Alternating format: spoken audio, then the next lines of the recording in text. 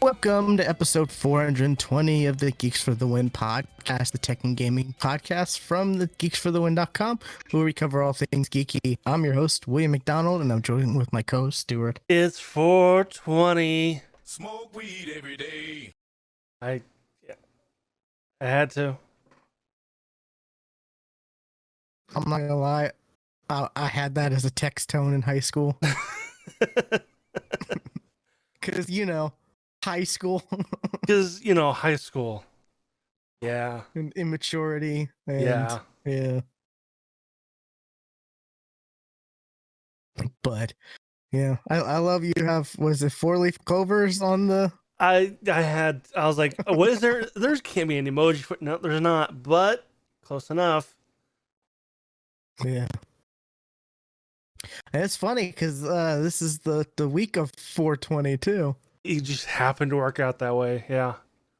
Yeah, it's pretty hilarious. But this is our... Man, I didn't watch any, weed related movies.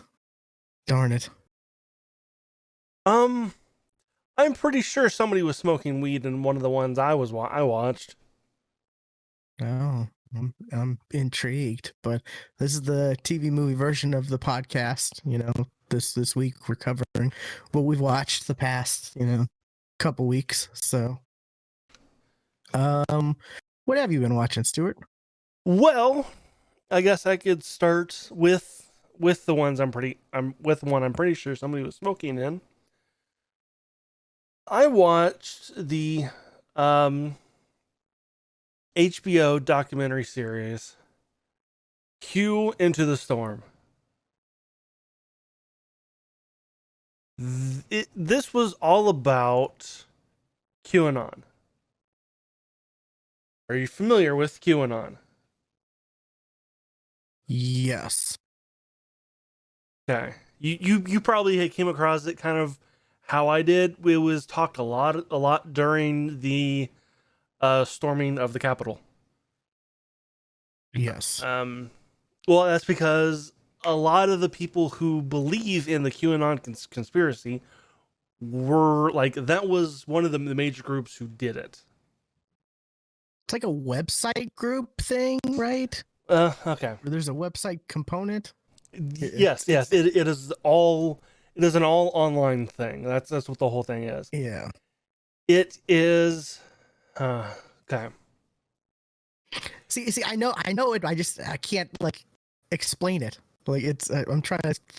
Yeah. Well, I'm trying to think of how it is. It is a person who the Q claims to be a person who was close to Trump, who had Q level clearance. That sounds made up. I don't fucking believe it. But they it's Trump after all, so they claimed they were close to Trump, and they would release these coded messages that meant something. And people love on the internet. People love puzzles and finding stuff out. So that led to this whole group of people who, this is a code that means that that they're gonna finally lock up those baby eating pedophile Democrats. Because yes, they believe that all Democrats are pedophiles, baby eaters, and Satan worshipers. And this all started on Reddit. Well, they quickly got kicked off of Reddit because of it was entirely racist. And then they went to 4chan, and they got kicked off of 4chan. So they went to 8chan, which is very funny in my mind because oh, you guys are complaining about pedophiles and baby eaters? You're fucking on 8chan. Yeah. What the hell do you think is on 8chan? Yeah. And honestly, the documentary doesn't go much into the stuff that, Q was claimingly dropping. This was a documentary all about just finding Q. Who is Q? And because, it was on 8chan, the documentary guy, he interviewed the guy who owned the board that 8chan posted on. And they got, then at some point in time, like, because like what the board owner can see from, because how 8chan, how 4chan and 8chan works is you don't pick like a username or anything like that. You are given this code of just random stuff, and you are absolutely anonymous. That's where the anon of QAnon comes from. And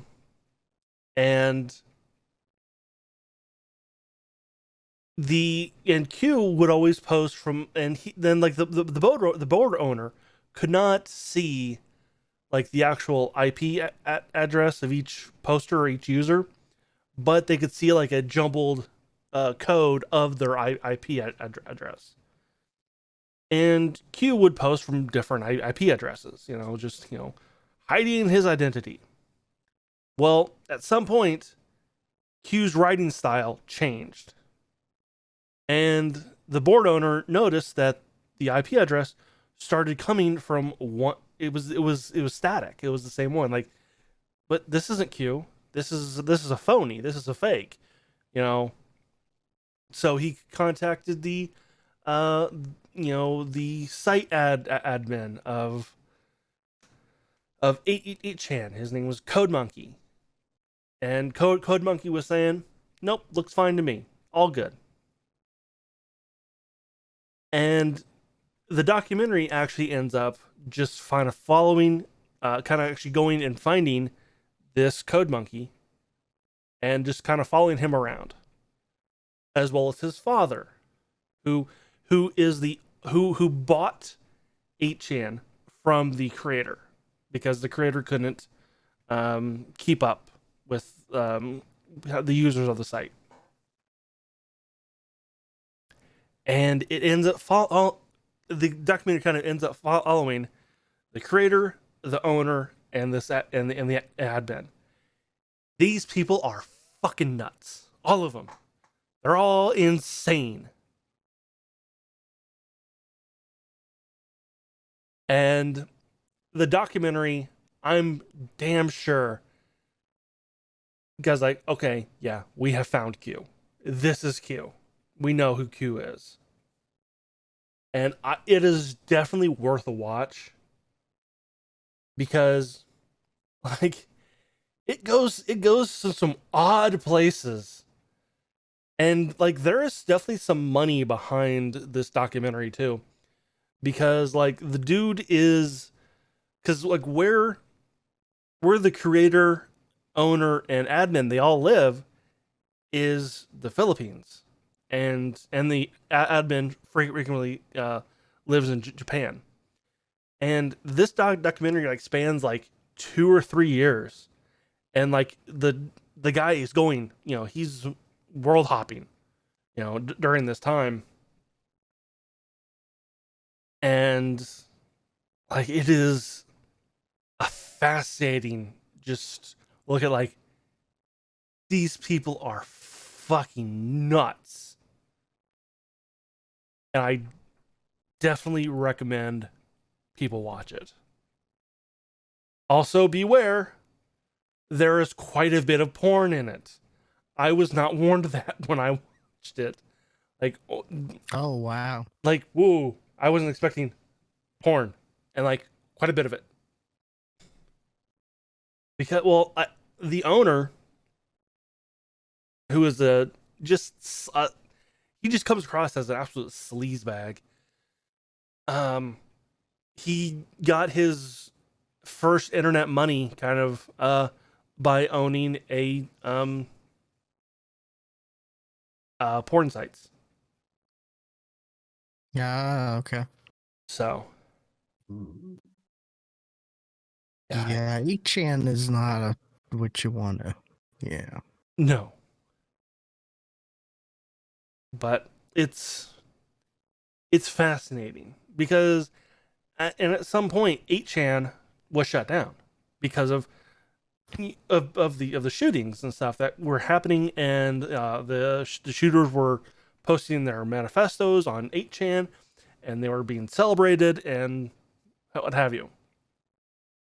So they were like the hosting service, which was Cloudflare, dropped them finally, and then 8chan eventually became 8kun, but it did not have the popularity that 8chan did, and it had a fraction. It had I think he said like 95% loss of users. So 8chan's no more? I didn't know No, that. 8chan is no more. Oh wow, that's good.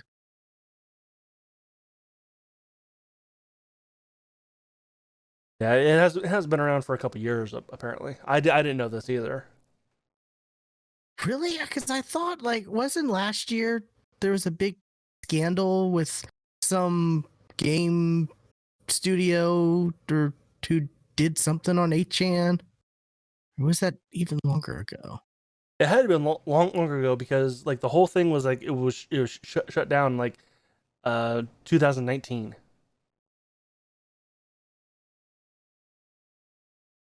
Okay, I guess this was 2019. Yeah. Mm, oh, God, why do you have to? Why does when you click when you see an article and you're like, okay, that's the headline, and then you click on it and the article headline is not that. It's like, but yeah, it was THQ Nordic. They did Really? something with, yeah. It I was don't like one remember of this. their heads of something, or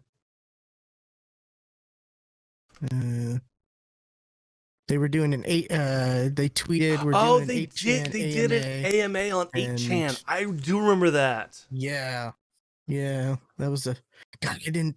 That doesn't feel like. That doesn't feel like over 2 years ago. That's crazy. Yeah. But yeah, I guess it was, huh? Yeah. So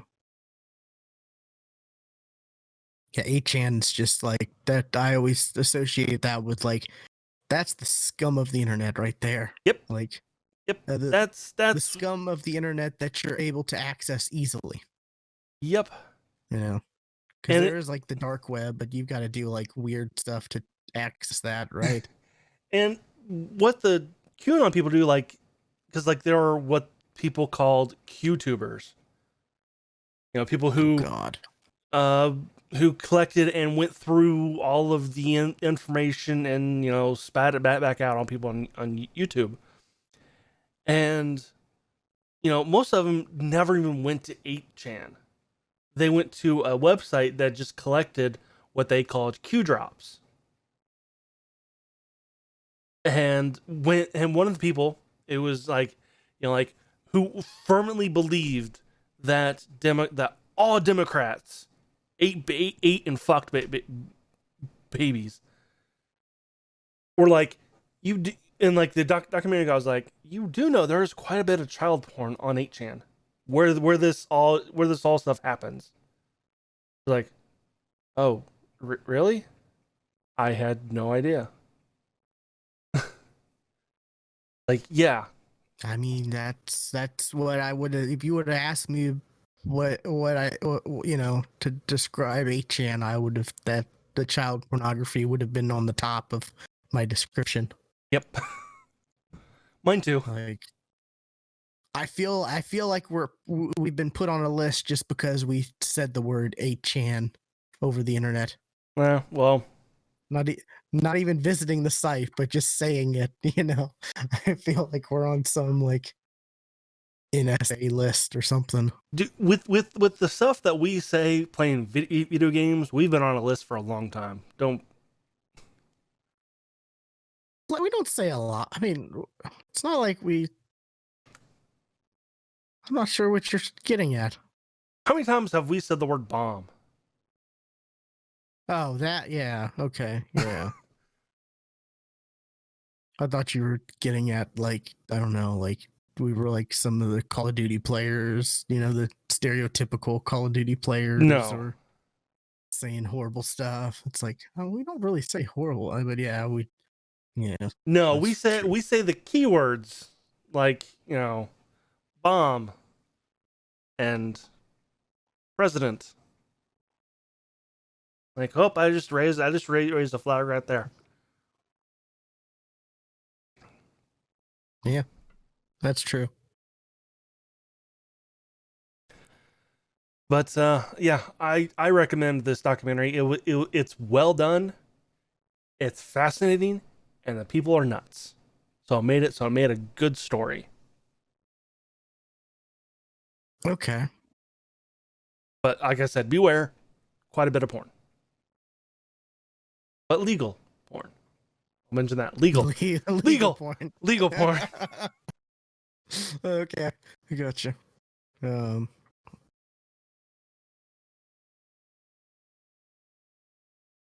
right, so what have you watched?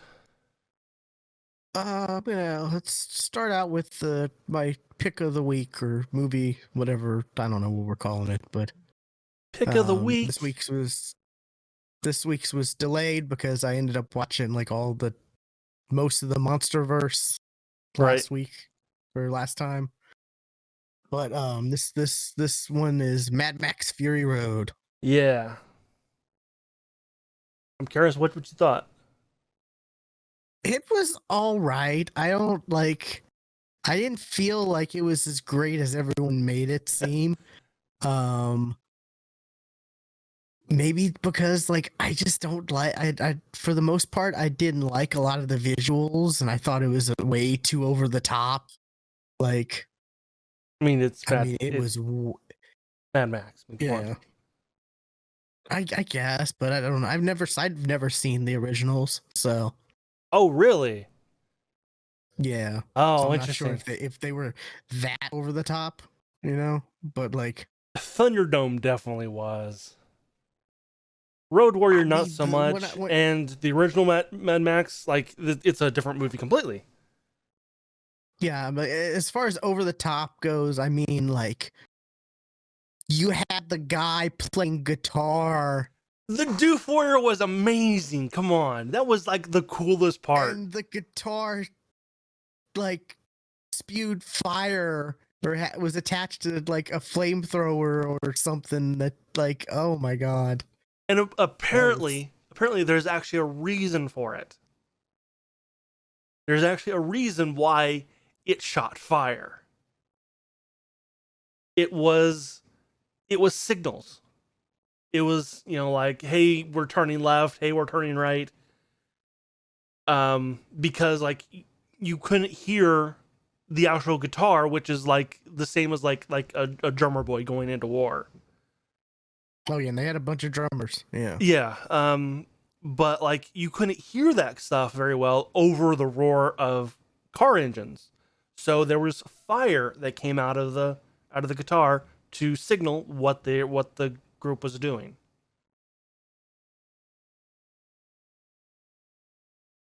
So that was the reason for the flare for the guitar that shot fire. That was awesome. Gotcha. Yeah. I don't know. Tom Hardy just every time he spoke, it just seemed weird. I don't know. Like he didn't speak a whole lot. I'm not quite sure how to. I mean, he didn't speak a lot, but whenever he did, I'm like, is he doing a voice or is that his real voice? Or I'm not quite sure because like it's been a while since I've seen it. So what I'm thinking is like maybe he was trying to sound somewhat like Mel Gibson. He was doing like he had a rough, grumbly voice, you know, like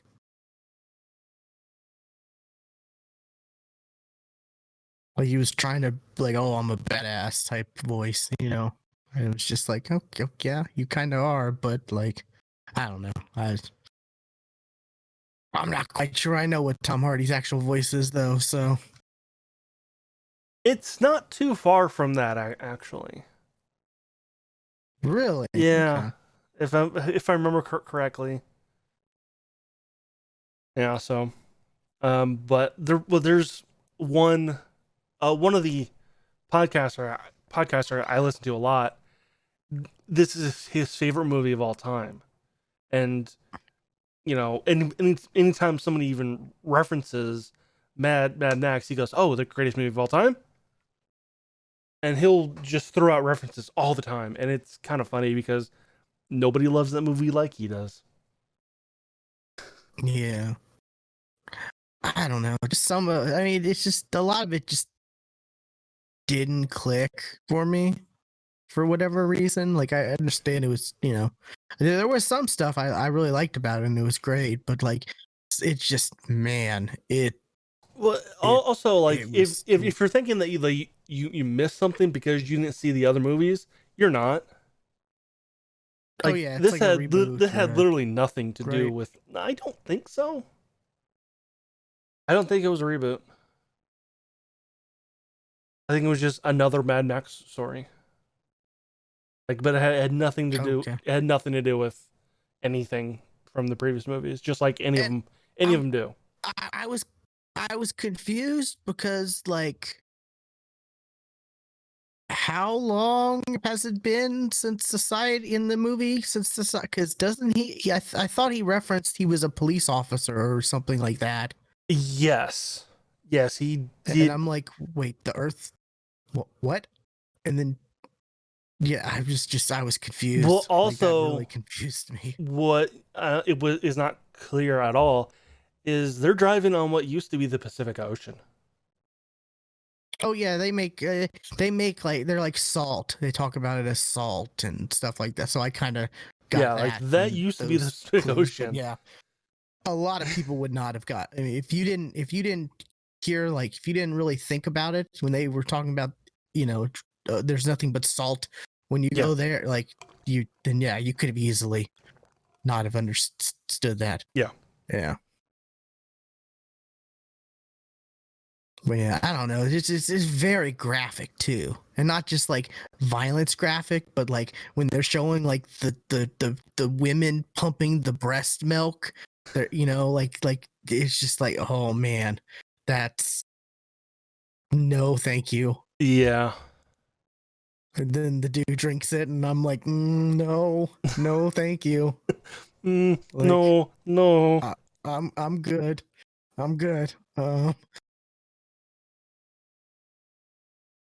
Yeah, and it's just like I wouldn't say I hated it, you know, by any means. It just I don't know. Maybe it was just maybe it's a mix between it being so overhyped, you know.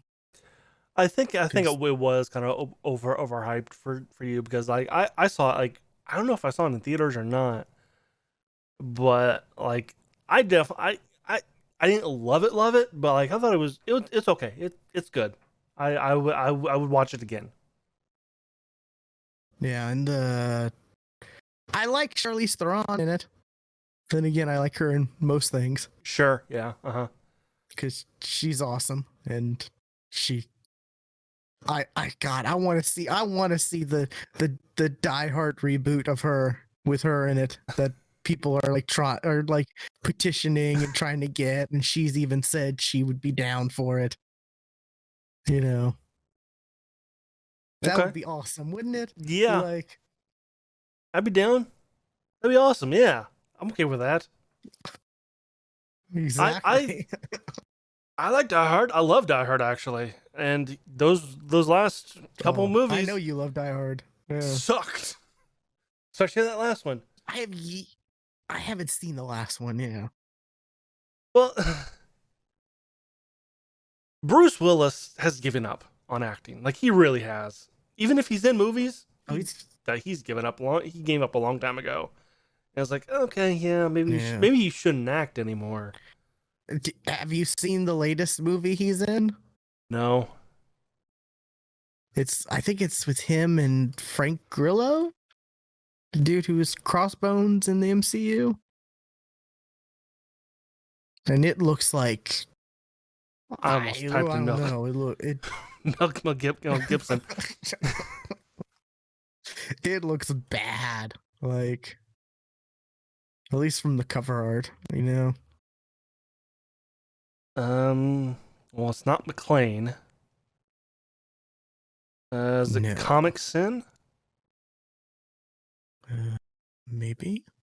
Frank Grillo. Oh no. Yeah. Oh no. Yeah. Right. It looks like one of those like instead of Transformers, it's Transmorphers. Like, It doesn't look like it looked like somebody just took a screenshot of Gears of War and just photoshopped their heads onto those bodies. yeah, it just yeah. I saw that because like every Tuesday I check to see what new movies there are and stuff like that. Just because I'm curious. And I saw that a while back ago, and I'm like, oh man, boy, Bruce Willis, oof, like. When Bruce Willis cared about acting, he was great. Like I said, he's given up. It's not that this is like a straight to digital because of COVID. Like, this seems like it would have been a straight to digital regardless of. Yeah. I can't imagine this being in theaters,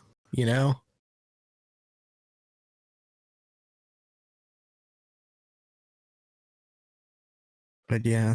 When does this come out? Oh, it is out. Yeah, it came out like a bit ago. Like last month. Like, yeah. Oh no. 2.5 out of 10 is what he gets it. Wow, yeah. It looks like it. Uh-huh. It sure does. But yeah, going back to Mad Max though, I don't know, it just. And I mean, also, like, it was real hard to like Tom Hardy's character. It was real hard to I don't know, like his character much. It just didn't seem like his character had much personality. Okay.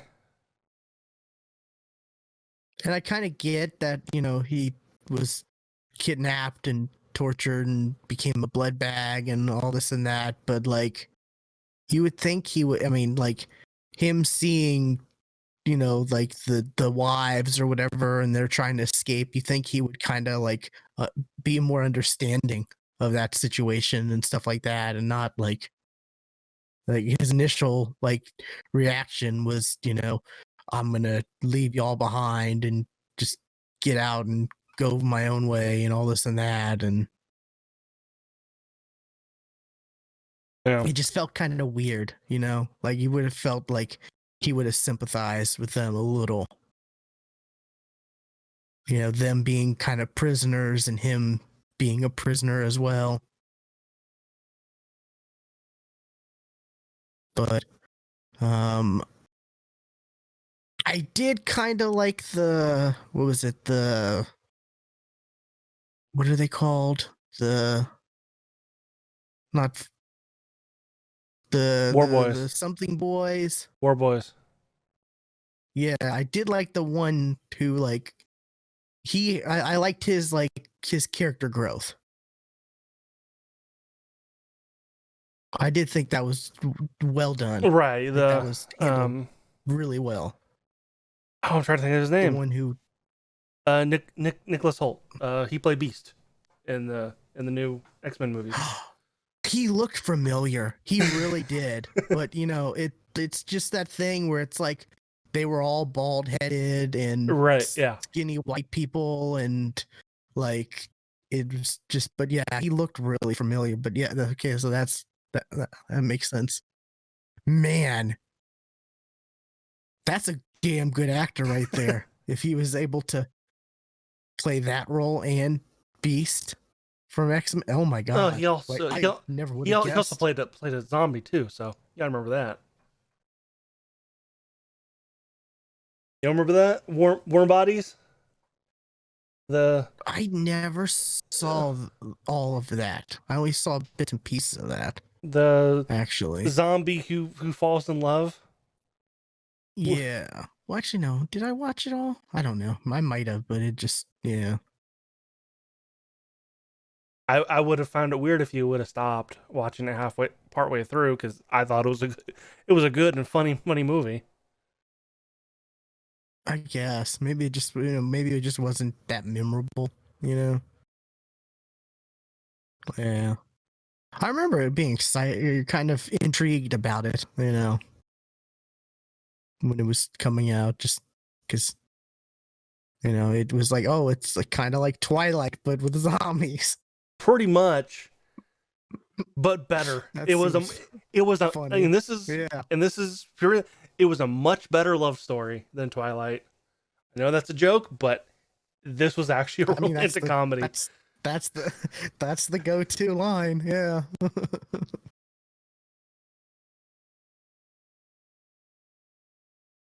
Yeah. So yeah, it's like I said, I didn't hate Mad Max Fury Road, but it's like, nah, I wouldn't say it's my favorite just because, like, I don't know, there were a lot of moments where it was just like, man, that's a bit over the top, and that's a little maybe too extreme for me.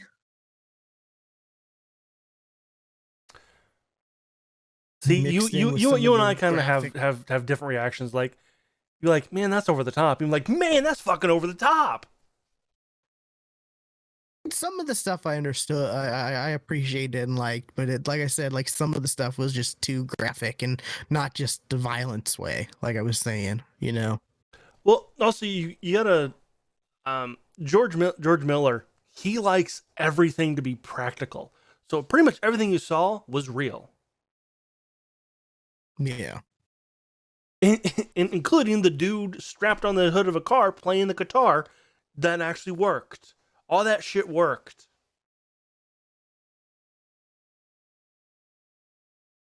Yeah. I just like I said, like just some of the stuff was just a little like kind of, I don't know, kind of creeped me out, I guess. Like the was that the dude who was like the people eater, or the people, like that dude was creepy. The people eater, yeah. I don't remember him. Who I'm talking about? I don't remember him. He was like the big fat guy who had like the ankles that were like swollen like 10 times, and his nipples were like pierced with chains, and it was just like the bullet farming guy. No. Yeah. Yeah, okay, yeah. They call him the people eater or the person eater or something like that. No, this is people eater on IMDb. Yeah. Oh no, the bullet farmer was a different dude. Two different dudes. The people eater and the bullet farmer.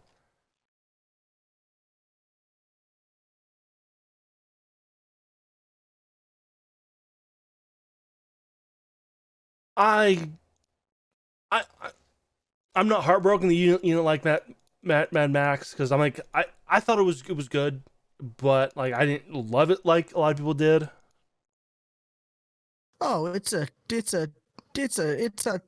definition of a popcorn flick. Absolutely. Yeah, it's just like I was saying, like I get grossed out at some stuff, like the whole breast milk farming scene, that that really grossed me out. Like I said, every time they showed the one dude and his disgusting foot and his that's supposed to gross the chains and all that. Yeah, just Wow, so many of these I get, pictures on IMDb are of the red carpet event. oh yeah, that's how it always is on IMDb for a lot of stuff. Yeah, it's like you're trying to find an actual picture that like Yeah. especially when you're trying to when you see an actor or you see a character actor and you like them and you're trying to find like, okay, which one is this exactly, and you're trying to look through their profile pictures to see if like they have like what was it the I was trying to look through like the redhead who had the like kind of relationship with the one guy, the Oh, the yeah. yeah, I was trying to see, and it was really difficult to figure out like which actress is that, because it's like, of course, their main profile pictures look nothing like them, Right. and then I look at another actress and I'm like looking through her pictures and I'm like, okay, she has red hair, but that's not quite like, okay, and yeah, that finally I found it, and I'm like, I have no idea. I was kind of like, oh, okay, cool. When was it the the one chick died? Wasn't she from Transformers? Like the last one with Shia LaBeouf, right? Don't. The blonde pregnant one. I gotta go back through the. What was her? She was Rosie something, I think, or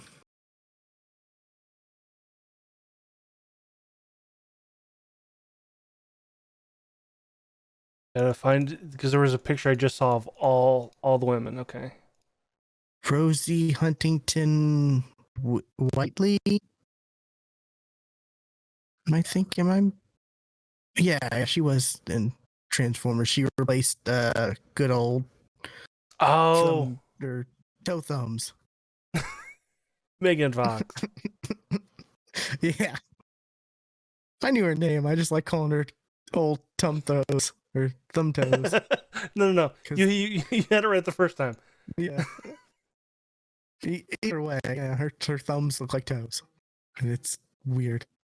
But yeah,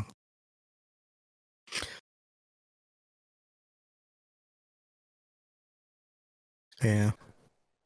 I didn't like her character, so I was kind of like, I wasn't too sad that she died in the movie. It's actually been a while since I've seen it, so I do not remember. She just didn't like. Well, actually, yeah, that makes sense. Like she's only has 4 movies. She's credited in 2 and 1 or one's Transformers, one's Mad Max. So yeah, like that makes sense. Her acting was not great. Yeah, she's a model. She's a Victoria's Secret model. Okay, yeah, yeah.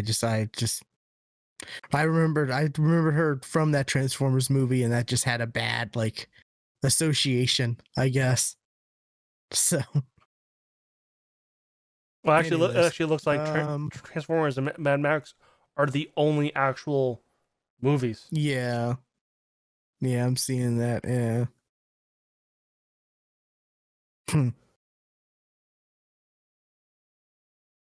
Yeah, they're making a Furiosa prequel, right? Or origin Yeah, movie, or yeah. There's but gonna be it's not going to be another. Charlize Theron. Yeah, It's going to be somebody else, I guess. Her younger or whatever. That's a bit disappointing. I would watch another one if it was like Charlize Theron, like continuation of this. Seeing, because she was badass in this. Like, yes, she's got to be like the best female action star right now, right? definitely up there. Definitely up there with Yeah. ScarJo. Her and Yeah. Charlize Theron, I think, are probably the best right now. Yeah. See, I don't know. For some reason, I don't think of Scarlett Johansson as a, as a female action star, because she does like everything, Yeah.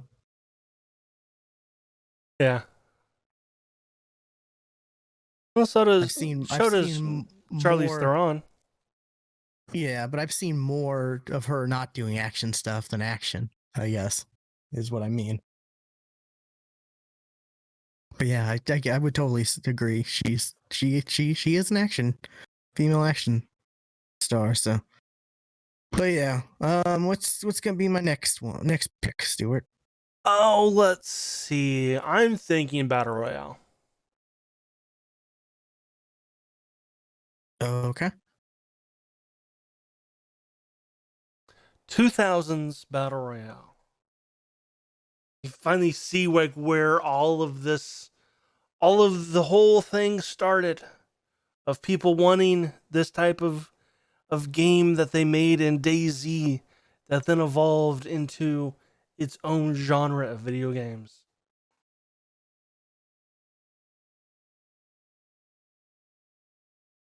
Gotta see where that is. I remember, I think I watched it on Amazon because I think I rented it.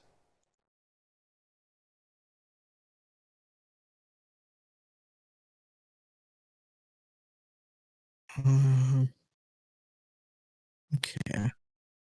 It's on Pluto TV with ads. Yeah, in the Roku app and Vudu, and okay, yeah. So there's some places to watch it for free. Yeah. Okay. Tubi. Plex. Okay. What else you got, Stuart? I watched another documentary. This time on Netflix, called "Why Did You Kill Me?" This is about a murder that happened in 2006 in California,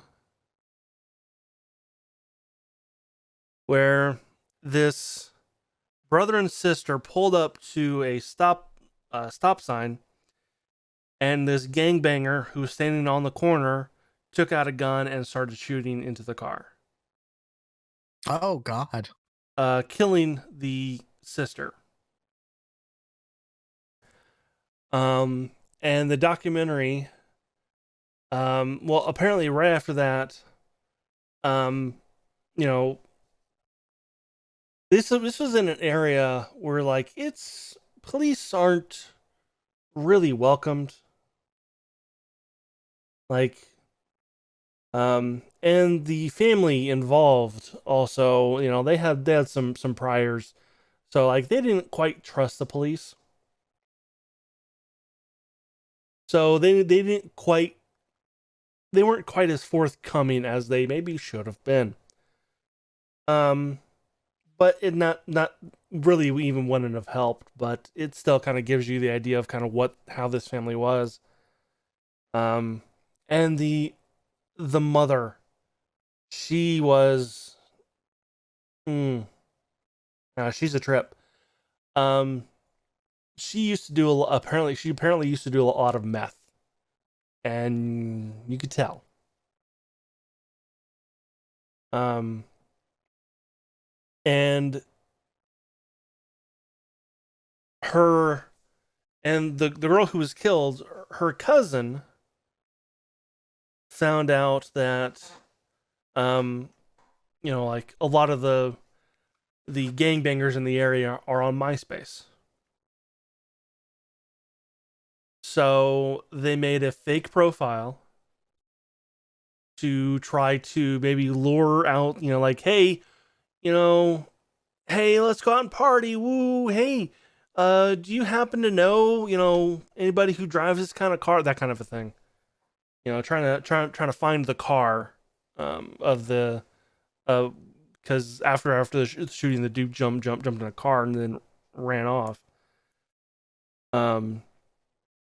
And they weren't quite getting anywhere with that one. So the mom had the idea to make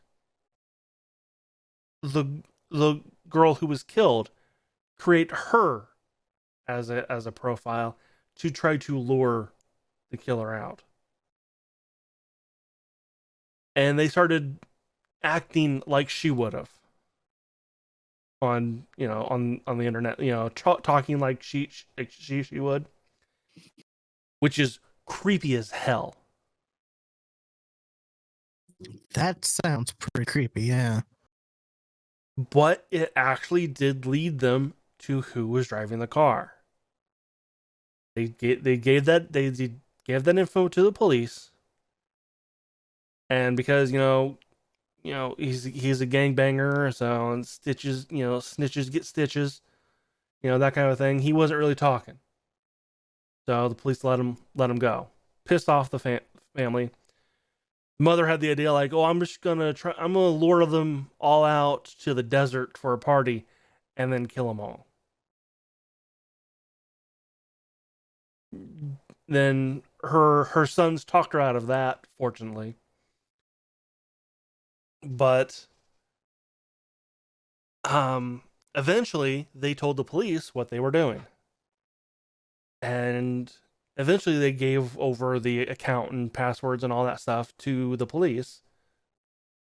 But not before talking to the driver of the car, who they had been talking to quite a bit online, saying, "Hey, do you love me? Oh yeah, you know I do, baby. Let me hear you say it. I love you. Then, why did you kill me? I was the girl that you murdered on this date." Dude signed off and disappeared. Nobody saw him again, or at least nobody knew where he went. Oh, wow. But they did eventually find the killer, and they even found the driver, who had ran away to Mexico to become a chili farmer, which I found fucking hilarious. I'm like, dude found that he was talking to a ghost, and they ran off to Mexico to become a chili farmer. I found that really fucking funny. That's pretty funny. Yeah. But it's pretty interesting. That whole family is fucking nuts. So, but I mean, it's a thing of their daughter / sister got killed. yeah, So, and like, it was, and why it happened really sucks too, because apparently, these dudes in this gang thought that another gang was encroaching on their turf, and that they were in that car,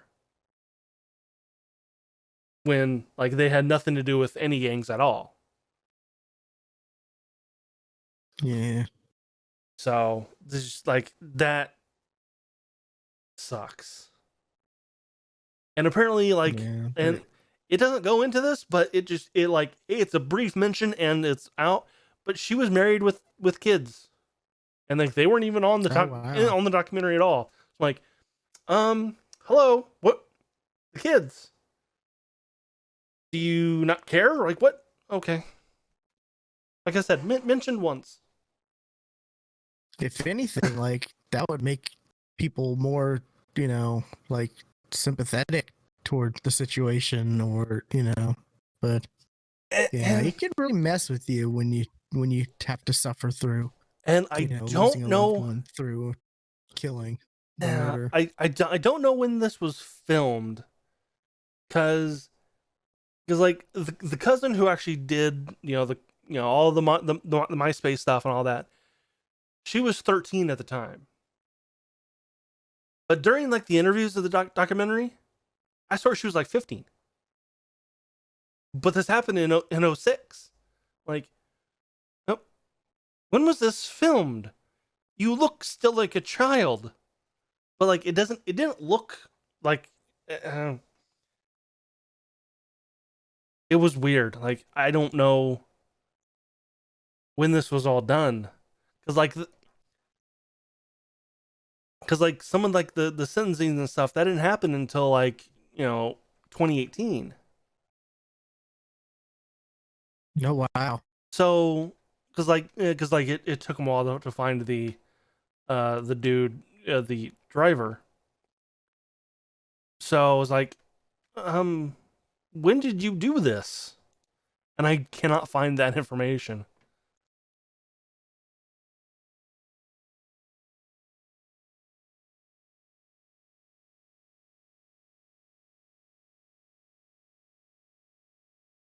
So I don't know.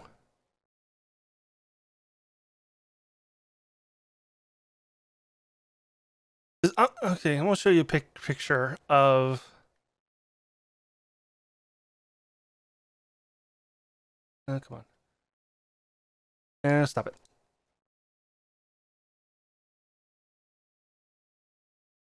Like, does this chick look like she's in her late 20s?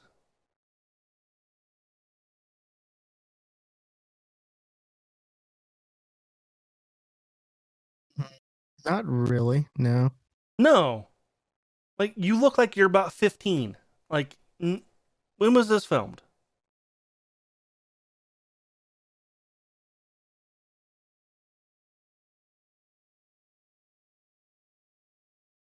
Yeah.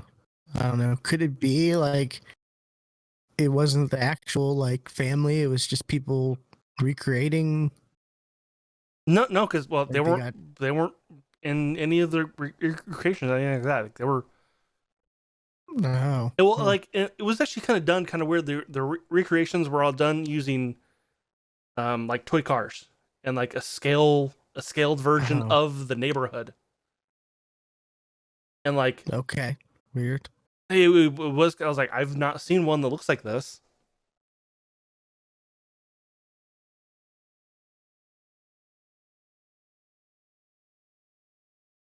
But it's not bad. I want to say it was a great documentary, but it was like it was interesting. What have you been watching? Let's get into some anime, shall we? Okay. This is kind of meta, but it's an anime called Shirobako. Shirobako, I know this one. And it's about the anime industry. Creating, yes. Yeah, it's about the main character is she works for an anime studio or company or yeah, and I meant to look to see if there was like a anime developer, anime whatever animator reaction to this. I never got around to it. I forgot because I wanted to see because they go into some details in this. From what I understand, they do. I've not actually seen it, but I know of it. It's really good. It's a kind of like a how should I say it's kind of like a slice of life type I'd say anime, definitely a slice of life. but like it's not as like laid back as like normal slice of lives, I guess, because like they're Drama. always rushing for deadlines and having issues happening and having to correct it and stuff like that. So yeah, it's got drama. I found myself really liking this anime a lot. Is there 2 seasons or one season? One or two. Let me see. There's a movie. There's a movie coming out, yes, but I think there's 2 seasons, and is the third season considered a movie? I don't know, but and I'm it's not seeing the done second by season. I did Okay, maybe I'm mistaken there. I'm seeing like specials.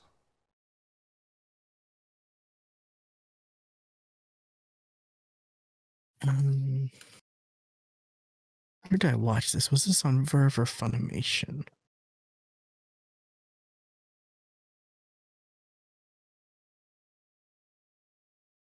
Okay, I was on Verve, and okay, yeah, it was just one long season. I guess, or at least that's what Verve is saying. It was just one season. 24 episodes. Yeah. But yeah, it I really found myself enjoying this, and I can't wait for the movie to be dubbed. It was just fascinating. The characters were really relatable. It starts out with like 5 high school kids, friends. They're making their own little anime, or and it's like for like and they show it off at this like little school festival or whatever, and it's like it shows they did like a lot of work, and it to get this little what you expect from high school students making an anime, Sure. and then it roughly goes into throughout the show you're seeing those characters, they're pursuing different aspects of the anime world. Like one becomes an animator, one becomes the main characters, she's kind of like a producer, showrunner, something like she's in kind of in charge of like making sure things happen, and if there's issues she ends up taking care of it to try to solve it, stuff like that. There's another who's trying to be a voice actor in anime, and then another who wants to be a writer, and so you see the different characters, like you slowly start to see them progress towards getting in the industry, whether it's like you know they jump straight into, a couple of them are already in the industry. One's the animator, and then the main character who's working to like make sure everything goes smoothly and fixing any issues and stuff like that. And then the voice actor, though, she tends to have a more rougher time trying to get into the industry, stuff like that. It's very enjoyable. I really liked it quite a bit. I I think I looked up I forgot. I looked up the studio who did it, and there was something about them that stood out when I was reading it. Did it? PA Works did it. They've done shows like Angel Beats, another Charlotte. Let's see. They did that horse anime, well, horse girl anime. Maybe I'm thinking of another anime I'm about to talk about. But yeah, it's the was it the I think the movie's out like overseas, or the Japan version, but I think the dubbed isn't yet. Yeah, I want to say I saw it February was like, of last year is when the movie came out. yeah. I want to say the dubbed is like, it says coming soon when you like go to the like whatever site, go to the movie.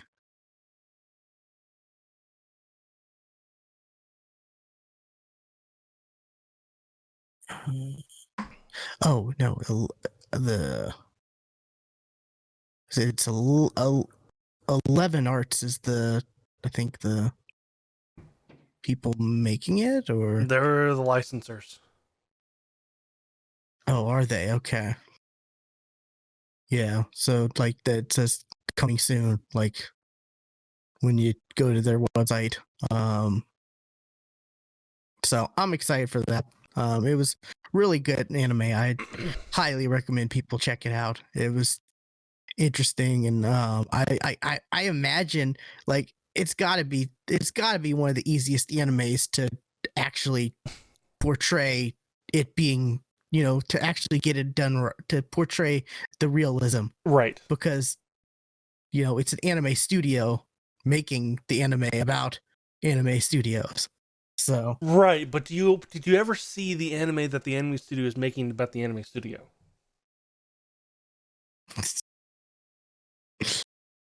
but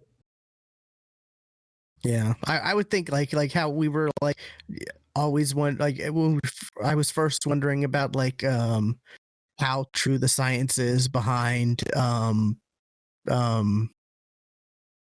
Dr. Stone. what's Dr. Stone. Yeah, I was trying to, I was like, Stone Wars is the second season, but yeah, Dr. Stone, and then we find out, yeah, the science is actually pretty legit for the most part, For the most part. and then like cells at work, that for a lot of is pretty legit. Yeah. I imagine this has to be just as on par with that kind of stuff, because I mean, they have the experience. yeah. They have the They actual don't have to do experience. as much research, Yeah. as you would like the human body, or science behind how to make a steam engine, or a battery, or Right. Like how many of the actual, like, the people who making this just made themselves? Like, how many, like Mary Sue's show up in this? yeah, exactly. And also the main character, like in your image, right, for our people watching on Twitch or YouTube, was it orange hair? That's orange, right?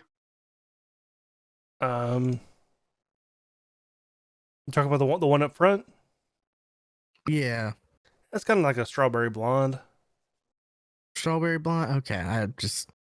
Okay, but she kind of has this like coping mechanism that ends up coming through the anime, where like you see like these two characters, one's like a bear and one's like a female doll character, and they're like kind of narrating throughout the show, and sometimes you'll see like she's tired, run down, stopped at a stoplight on her way to pick up, work from one person and then deliver it, whatever. And she ends up like you end up seeing her like voicing it, voicing the characters, and it's definitely the two like little, like I said, the like girl doll and the little bear character. Mm-hmm. They're definitely this, voiced by the same, voice actor who voices her. But like you see like certain scenes where it's clear, like you see her voicing, and it's like you kind of see that it's kind of in her head, but then you also see like them pop up, just randomly weird. It's very weird. Like, I'm not describing it the best, but it's a, like I said, it's like her little coping mechanism to deal with like the stress of you know situations that are going on that are really bothering her. You see, can I find a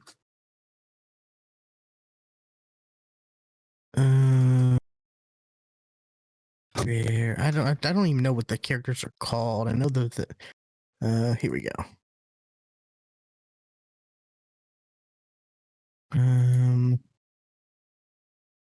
Yeah, I know what you're talking about, because I've see, where did they just? Okay, I yeah. literally just saw a picture of a bear and then a chick with It's like one's like with an eye patch. yeah, she's like a pirate doll or whatever, and then there's a bear, and yeah, they're like explaining things throughout the anime, and they're like, just it's very interesting how like they said, like I was saying, they weave it into like it not just being like fourth wall breaking, but it's like also her, her coping mechanism. to get her through, real stressful situations and stuff like that. Yeah. So, but yeah, I've really enjoyed this anime a lot. It's one of the ones I've enjoyed the most in a long time, and I am really excited about this movie to kind of see where it wraps up. How they wrap it up, and I wish it was another season, but at least there's a movie. Yeah. So, what's another thing you got to talk about? Okay, I'll stick with anime. I watched one. I've only watched one episode so far. I think there's 3 out. Combatants will be dispatched. This one it's technically an isekai. By strict definition, it's isekai. But it's a little different, as in they're not going to another like universe or world. They're literally going to another planet. So, and it's made by the same people who did Konosuba. And you can definitely tell, more so than like any other anime, like, oh no, these are the same fucking people, because like this chick has definitely, she's got some aqua in her, like you can really tell. And even the fact that it's kind of there's even a straight up a Konosuba reference, because the chick mentions like, oh, there's magic here, and the main character just kind of puts his hand out and just yells explosion, like Megami would in Konosuba, but nothing happens. And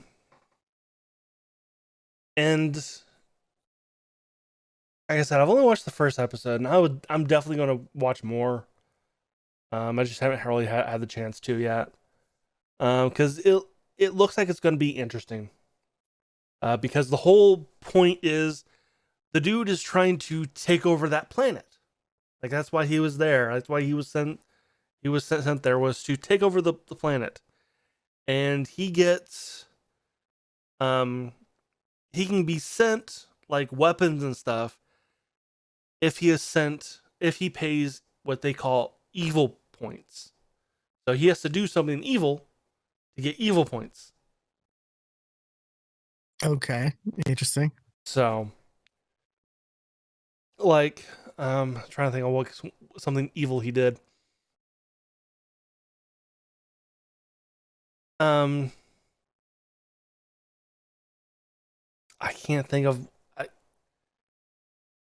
Like, he somehow tricks. Like, I don't know about tricks, but like the technology in this planet, like it existed, but like they've regressed somehow for some reason. Because like there's a straight up tank, like that's kind of like like a monument. Like, okay, there's a tank there. Oh yeah, that's ancient. Our ancestors had that. We don't know how it works, kind of a thing. And I forgot to mention that the dude is sent with an android, like a little girl who is an android. Of course, she's a little girl. Yes, of course. Yeah, I he somehow. Is there weird fan servicey stuff with the little girl? It's not yet. I've only watched the first episode, but no, definitely with the chick though. Yeah, okay. Because it's always weird when they do fan servicey with like characters, even if when that look like either they look like little girls or they are little girls. Yeah. It's always Yeah. Always a uncomfortable feeling. Yeah. Yeah. It's the thing we would rather not. exists. Yeah, but that's a thing. Like that's a category, right? Yeah. I forgot what the term is, but Lolly. lolly. Yeah, yeah, yeah. I've heard that a lot in other animes. Other animes referencing that a lot lately. Yeah. So Um.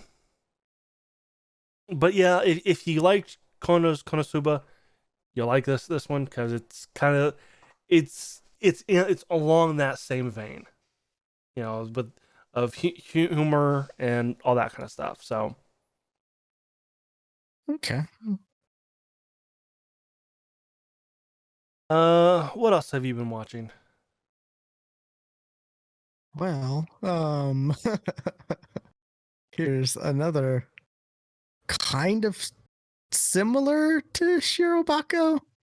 Um, that one was about the anime industry. This one's about the video game industry. New game. Oh, I've seen gifs of this one.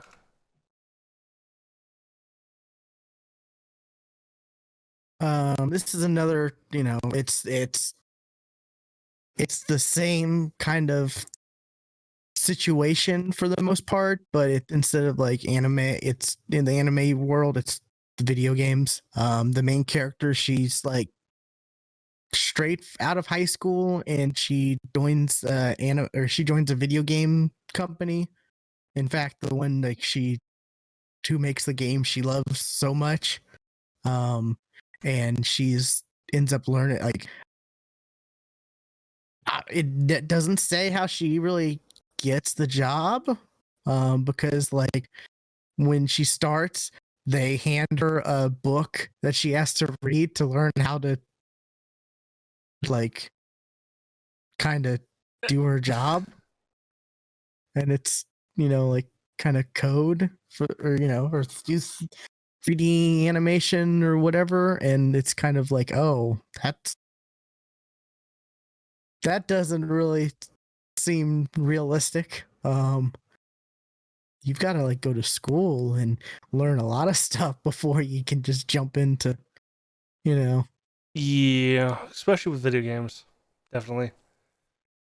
So this one is more entertainment than actual like, like as like I was saying, Shirobako. A lot of it seemed like, it went real into detail on a lot of stuff and some of the issues they were having and stuff like that. To where I was like, okay, and this is probably, like Doctor Stone and Cells at Work, where it's pretty accurate. But new game, like there may be parts of it that are accurate, like Mhm. but like at least as it starts, her like starting her first day of work and then learning how to, through reading a book and then slowly learning how to, like that seems a little not realistic. But it's the main character, and she's, like I said, she's straight out of high school. She learns how to do her job, and she becomes friends with the people that she works with, and it's a slice of life. Very entertaining as well. I enjoyed it a bunch. um I don't There's 2 seasons of this, I believe. Yeah, new game, and then new game with 2 exclamation marks instead of one. Okay, so Kind new of, game and new game. yeah. So um I don't think they're gonna make another season, because they really wrapped it up really nicely. Like at the end of this, it was a real nice payoff for a lot of characters, and you know which ultimately I am happy about, because a lot of animes end and you're not sure whether or not they were planning on another season, or whether it was just to tease you, to like you always mention, the reference materials, to get you into the reference materials and stuff like that, the you know light novels and stuff like that. Right. This like this It wraps up real nicely, and it was real satisfying when the last episode hit. Well, I'm looking at what the source material was, and there's not much to it. It's it's a short manga that is usually like four panels. Like that's like a chapter. It's only like four panels, and it has a name. I forget Yeah. what it's called, but yeah. Some of the characters are pretty wacky. Like, was it her boss? Her boss she works directly under. She meets on her first day because her boss is sleeping in the studio because her um she does that and to work overnight Uh-huh. type of thing. Not not a she has to. And she ends up seeing her boss in her underwear because for whatever reason she loves to take off her pants or skirt or whatever when she feels like when she is alone in the office and whatever. So it's like, oh, okay, You that's can't interesting. And then sleep in your clothes. I mean, come on. was it there's another character who's like super shy and doesn't really say much at all but will communicate through like instant messenger type situation. There's a wide variety of different characters with different personalities that there's one character who's the super goofy, immature, outgoing character, you know, who's all about like whose desk is just filled with all kinds of toys from different animes or games and stuff like that. And she says, "Oh, this is for reference material. This is for references. Not just that I want to have them because they're cool." And you know, Right. um, it's another good one. I really liked it. It was one that was like recommended because I watched and liked Shirobako. Mm-hmm. So like I said, it's a slice of life with some drama because they do have deadlines and issues and stuff like that. But like I was saying, it's not. I don't think it's for the most part, it's not as accurate, I would say, as the Shirobako seemed to be, and how the other animes we talked about are. So, Right. but it was really enjoyable, and like I was saying, the the end was very satisfying. They shipped It the did not game. leave me. I mean, they they each season is a different game that they're working on. So So I'm right. They shipped the game. yeah, that's true. Yeah, but like I said, it was real satisfying with all the character development, growth, and to see where they were and where they are at the end, and it was very nice. These two animes were just like they they just made me feel good. They just made me happy watching them. Like there wasn't any. It was a nice palate cleanser to like a lot of stressful action animes. That I watch a lot of times. Like I said, I always like to watch a slice of life. To break all the crazy violent action animes up from time to time. So Apparently, what's there was another? actually a video game that was based off of it that came out on the PS4 and the Vita. Oh, that's hilarious. It That's honestly, pretty like, funny. just by looking at the screenshots, it looks like Video Game Tycoon, Ah, but okay. with the characters from the show. Gotcha. Okay. Uh, see, one anime that I watched is I've been killing slimes for 300 years and maxed out my level.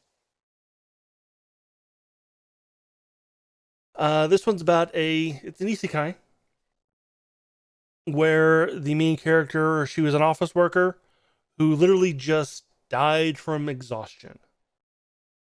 Like it, like like her death is literally her on computer is going, and falls over dead. So no So truck. no truck, not this time. No. Actually, and all of the isekais I got, there are no truck.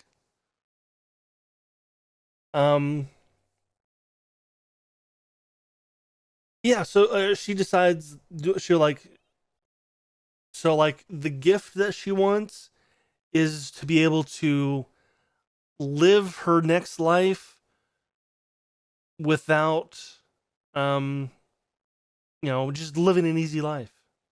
Just not having to work very hard or anything like that. So she gets resurrected as this witch, kind of out in the middle of nowhere. And because she's a witch, apparently witches don't age or die. So, and she has an XP boost at all times. So she gets double XP for anything she kills. And she finds this just abandoned house. She decides to live in it, and she just kind of kills slimes for 300 years and kind of takes the little gems that they drop into the nearest town and sells them off. But after 300 years, apparently that's enough to max out to make you level 99. And that's apparently super rare in that world. To where word gets out that she's max level, and all of a sudden a dragon is knocking at her door. Like, let's fight. I want to find out who's the strongest. Well, she's been fighting slimes for 300 years, so she's not really good at fighting, but she does know, but she is strong still. She ends up not killing the dragon, but defeating the dragon. But the fight, they end up kind of destroying part of the house. So I was, uh-oh, Will just disappeared. I guess he was bored. What happened?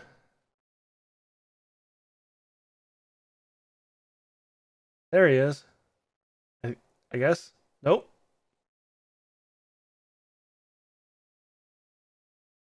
I wonder if his internet. Because like he's offline on Discord too.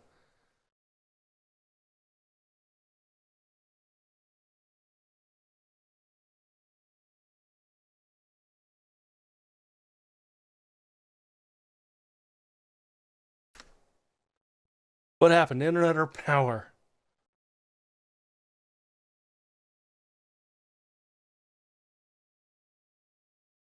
Something went out.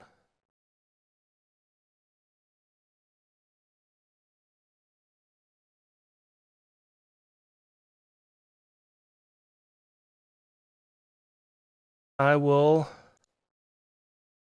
pause the recording because I can do that. There we go.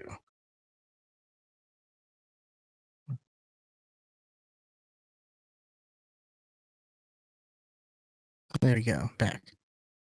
Okay. What happened? My computer has been crashing. Like, it's been freezing where I think I tweet about that. I think it's the CPU cooler.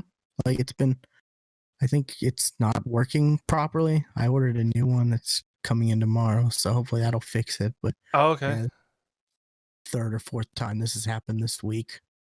Frustrating, but it's just everything just freezes, and I've just got to hard reboot it. That sucks. Yeah, I'm hoping it's just a cooling issue, like I was saying, and it's not like anything major. Alrighty then. Let's see, can I mark where that was? Because I paused the recording because I didn't know what was going on.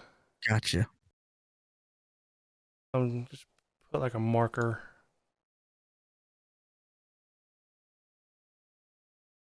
Sorry about that.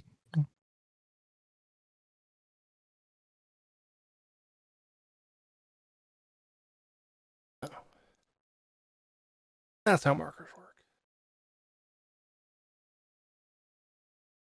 Come on, come here. Come here.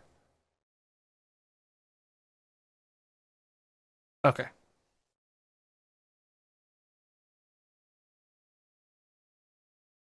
Alrighty. Back to recording.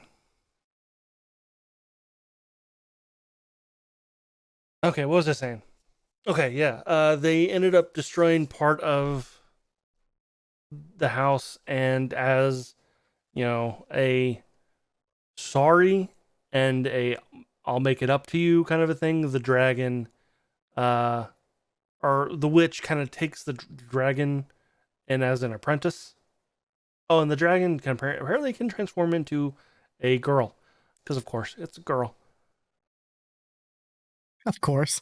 Yeah. What are you gonna do? What are you gonna do?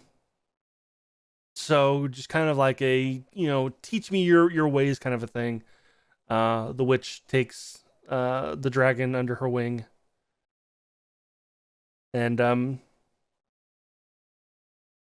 I've only watched 2 episodes of this one so far. The next one deals with like the spirit of all the slimes that she has killed over the years. Comes to take revenge, which takes the form of 2 little girls. who Yeah, I'm not. who call the witch Yeah, mother because she created them.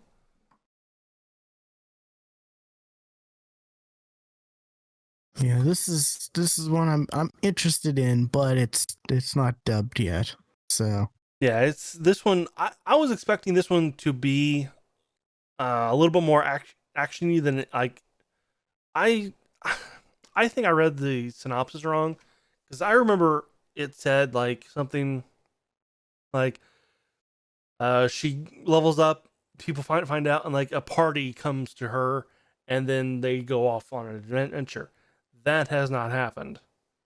So I'm wondering if this is just going to end up just being kind of a slice of life kind of a thing.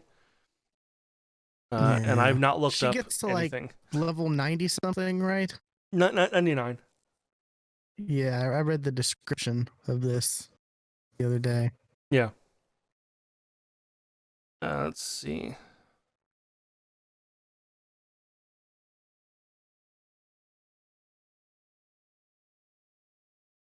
I'm looking up like more info on this.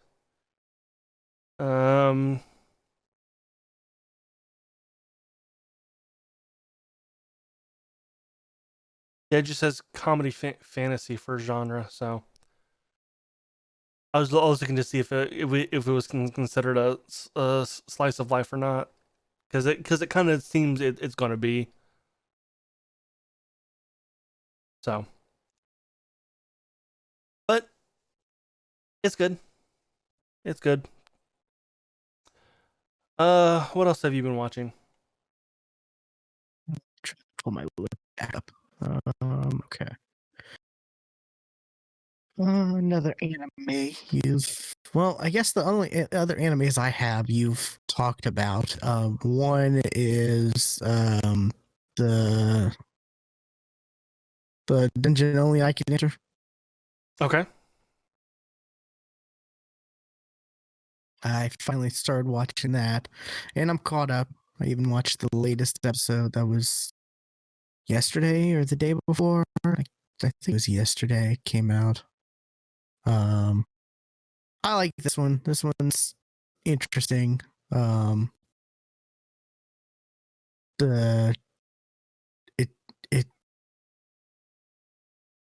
it's kind of weird as far as like when I mean the kissing goes to relieve his headaches or whatever. Because it's not just a like normal kiss No. or a little. It's It's like tongue is a deep, involved. intense kiss. Yeah. Yeah.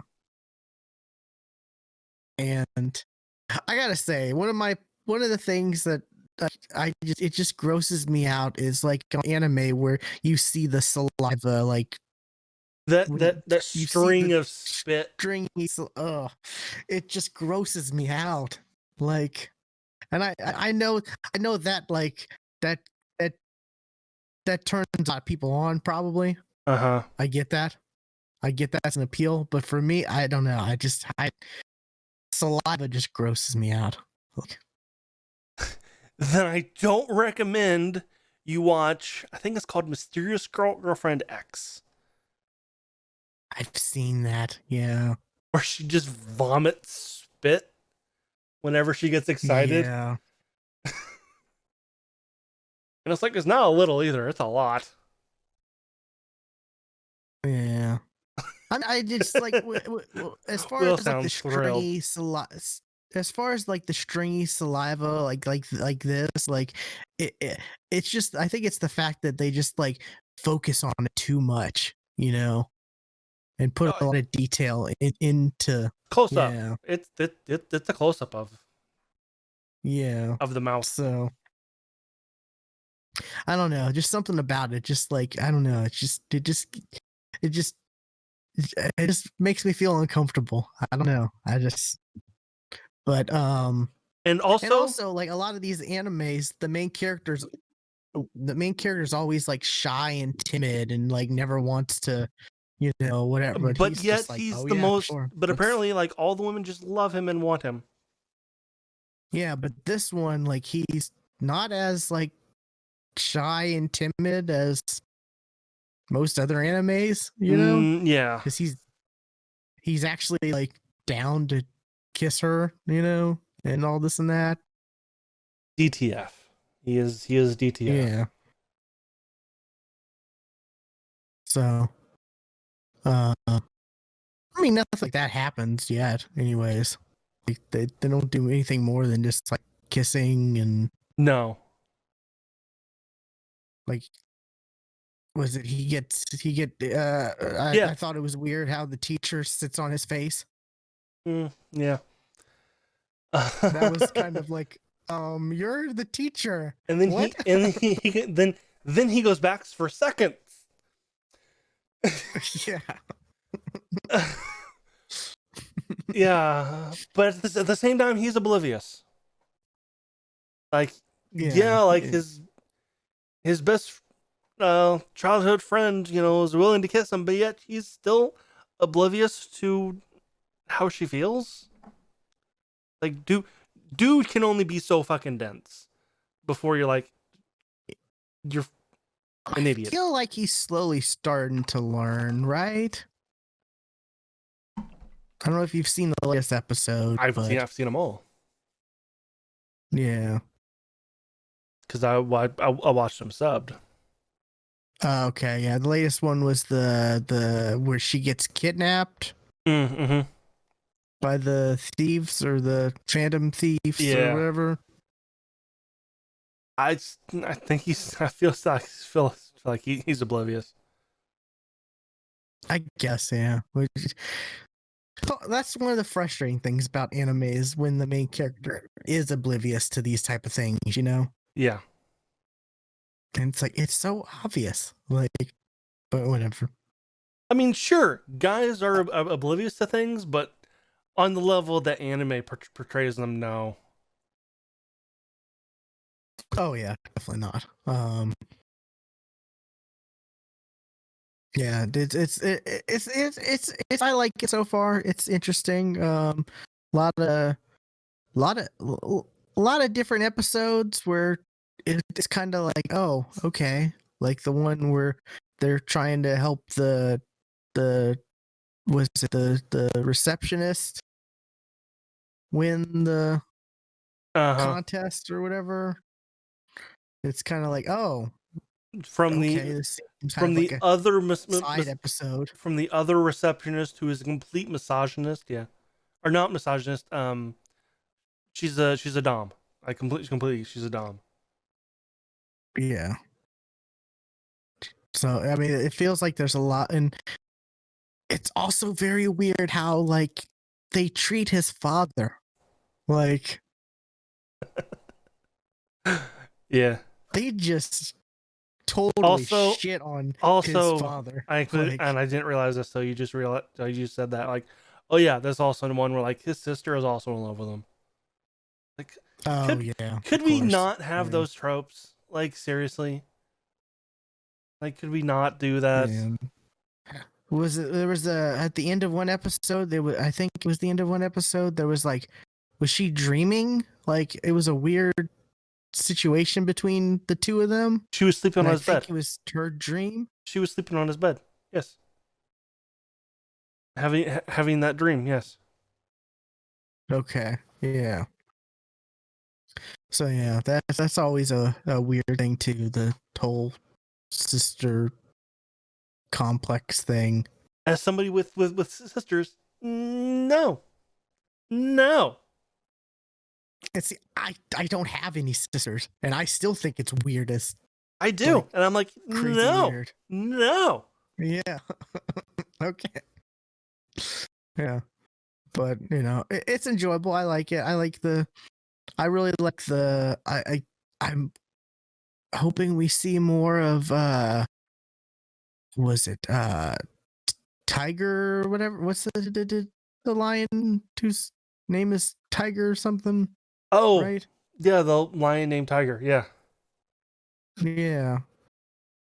No. I really like that. I really like that whole like that character and his situation and that story, that little mini story arc. And Thought then that you was never pretty see interesting. him again. Really? Yeah. Oh my god, that's gonna upset me. Yeah. Wow, that sucks. Because I really like that character. I really like the lion named Tiger, who they said was gonna be like he's supposed to guard Guard the shop whenever they that do that get a they're shop. that they're Yeah, earning money for, I guess. Yeah. and they just got the shop at the end of the current episode, and it looks like a card. It doesn't like, at least when they showed it, it didn't look like a real shop. Like I don't know it, but I like it. It's enjoyable. It's interesting. Of course they have to add like he gets, you know, he gets points for being aroused or Mm. you know, any pleasurable, whether it's like gluttony or you know, or earning Yeah. money or you know, whatever. Spending that money. Yeah. Yeah, of course they got to do that whole thing, but you know, aside from like the traditional anime tropes, there's some interesting little stories they get to, like the one chick who has the curse, the one. That was interesting. I was almost expecting that chick to be an absolute bitch, but she wasn't. But she's the opposite. Yeah. She oh yeah, she's sweet on the inside but evil on the, sweet on the outside but evil on the inside. Nope. Nope. Yeah. Just very, very kind-hearted person, you know, who doesn't look down at people for their statuses, you know. So that's always nice when there's a genuinely nice character, you know, and not just like pretending to be. Yeah. So yeah, I'm enjoying this, and I'll be, you know, keep on watching it, you know, week to week now. So what's something else you got? Something else that I have, another slime one. This one's called Slime Diaries. This one Oh yeah. is a spinoff of that time I got reincarnated as a slime. It's a slice of life, kind of like, this is like, no story is really told at all. It's just more of a life in the day kind of a thing. And honestly, I think I may drop it. Because at the same time, I was like, as much as I absolutely love reincarnated as a slime, this is boring as fuck. You were kind of telling me that, like, you know. I think It's while we were playing like Apex or something. yeah, It was I'd watched really nothing happens. the first episode when I talked to you, and I've since watched the second episode, and like the first episode is like him just walking around the village going hi, and just kind of seeing the people doing their things, and then the next episode is we've got to plant seeds in the fields. Hmm. And I spend the whole episode doing that. Like, and it's not like it's a short anime, like a 5. This could have been a 5-minute anime. Like this could have been like a short anime. But no, nope. It's a full 30 minutes.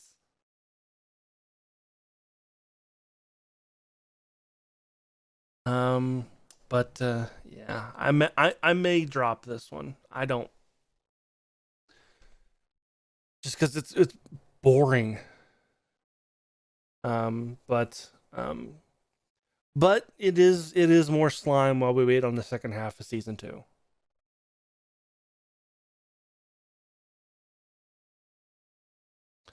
So, what about you? What have you been watching? What else have you been watching? When you said shorter anime, that reminded me of something I watched, and I'm trying to find it. Um, it's another kind of slice of life ish anime, but it's about drinking alcohol. Okay. I'm trying to. I can't remember. God, I probably watched this on Verve, but Verve sucks as far as like we've been saying it, just trying to figure out. Let's see. Continue watching. Let's see more. No, of course it's not under here. It's not Love is Like a Cocktail. I don't think so. No. I'm just trying to look up a No. drinking anime, and that's it. I'm not Yeah, getting a whole lot from that. Yeah. It's literally like the one the one of the main characters, like she moved to Tokyo or whatever from the country or whatever, and she ends up living with like roommates, and they're all about they end up like it's all about drinking. Like at the end of the day, they're making some weird drink, and they're like it's kind of like the what's the one about snacks? The how do you say that? Daigashi kashi or I gotta see it. you know which one I'm I talking do. about though, right? Yeah, it's pretty much it pretty much that but with alcohol. Daganashi Kashi. Yeah, that's it. What Yeah. about Takunomi? Oh, here it is. That is it. Yes. Aha. Yes. I just saw the image of it. Yeah. Okay. Is this on Verve? Sentai Filmworks. Yes, it would be. Yeah. Okay. Yeah. It's like I said. It's they're working. They're whatever, and then it's like the end of the day they're like, oh yeah, this beer is so great or whatever, and oh, let's make this special drink. It's and then they like go into the recipe and they're like, this is great with snacks, or this pairs great with whatever, and it's shorter than normal anime, I want to say. I mean, there is a genre that's like 5 minutes, 12 minutes It's not per that episode. short. 12. Yeah, it's like 12 minutes. Yeah, this is another one that was just like a let's get a watch through this. This is interesting, like not no drama or anything happens really. It's like it's straight slice of life in that regards.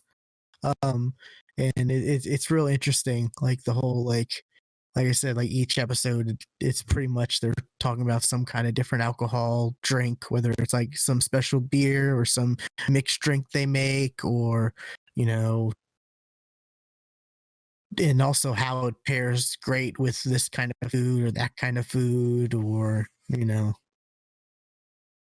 it's I'm not quite sure why I decided to watch this one, um, but I enjoyed it. It was a rather enjoyable anime. 12 episodes, like 12, 13 minutes each. So it was a real quick watch. Oh, sure. 12, 12, Real 12 quick. episodes that are 12 minutes long. Sure. Yeah. So like it's the length of what yeah, like a movie, right? Sure. Yeah. So it'd be like watching like 144 minutes. like an Yeah. episode of like Red, or like a season of like Red versus Blue, or um Ruby. Yeah, something like that. Yeah. But yeah, it was enjoyable. It was interesting, like seeing some alcohols I had no clue because of course Japanese culture. But then it's like, oh, here's Kahlua, and this is how we, whatever, and you can mix Kahlua with soda, and I'm like, yeah, I actually know about that. I know people do that. I know that's a thing. I mean, and other type of stuff. It was just a fun, rather interesting, anime that I enjoyed. I Like I said, I've forgotten that I watched it. It's not anything exciting. Nothing crazy happens, but if you're just looking for something, you know, something simple to watch to pass the time or to have on a second screen or whatever, it's an enjoyable one. The characters are fun and in their own ways and stuff. So, um, so yeah, back to you, I guess. Well, this one's not technically anime, but it was done by Japanese people. Okay. And I tried to watch this before, but never finished it. Batman Ninja. It is. It's 3D animation. But basically, Gorilla Grodd ended up making this time machine, and it sucked basically the Bat family and a lot of villains back to ancient Japan. And um, so like the Joker has taken over an area of Japan. Penguin, Poison Ivy, Two Face, uh, Deathstroke. They've all like taken over like different regions of like ancient Japan, and Batman shows up like later because like time, he jumped in the time machine after they did, so he comes in later, like years later. Oh, and Catwoman is also there, as well as Of course. Harley Quinn. So it's Batman in ancient Japan, and it's dumb. It's straight up dumb, like dumb. It didn't look that great from what I've seen.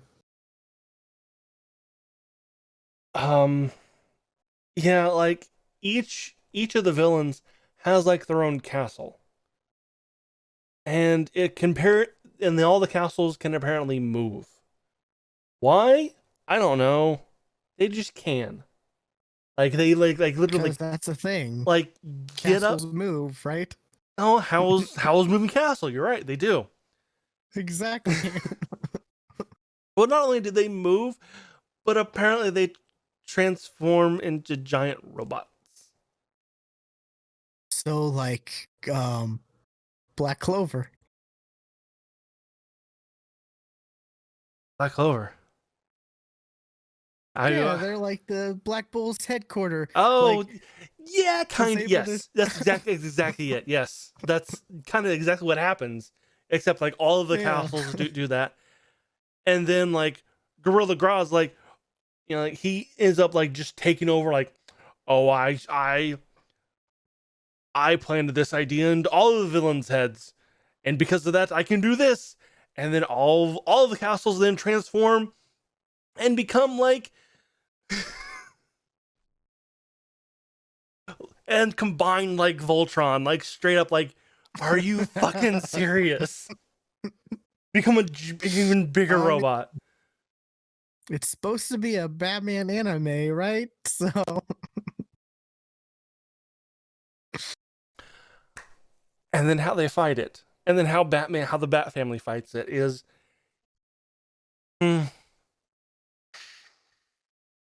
Okay. How the Bat family fights it is during this time, Damian. Then I had to look up to even make sure like this Robin was Damian, because boy did he not act like Damian. really, okay. Like, you know, Damian is like, he's angsty teen. He hates everything. Not this Damian. He loves everything. And like Wow. he had apparently like shaved like part of his head. Like the only thing there was like a tuft in front, a tuft on the side, and like a ponytail at the top. He looked fucking like he got attacked by a pair of clippers. And he had this monkey that followed around called Monkey Chi. And he could talk to it because, you know, anime. And how do they fight the giant robot, you asked? Well, Damien and Monkey Chi, and then Monkey Chi's girlfriend, use this flute to summon. Wait, Monkey Cheese girlfriend? She shows up out of nowhere. which Red Robin goes, who's that? Because because he's annoyed, like, because of this whole situation. And they use this flute to summon a bunch of fucking monkeys that then stack on themselves to become a giant Batman.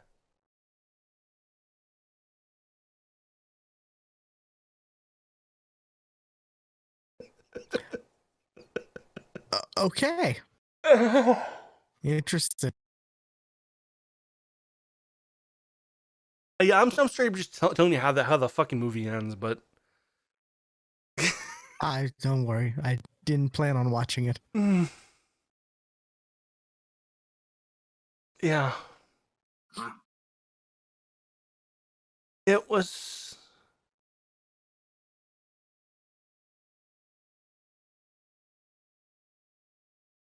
nuts. Oh, and Red Hood. Red Hood's insane anyway, but this made him even more insane. And like his costume was this, he took a bunch of like wheat, dyed it red, and then just taped it to his head. Oh, okay. And like just like taped it like That's around his head, like it looked like he had like a stalk of like wheat like coming out of his head. He looked it was insane.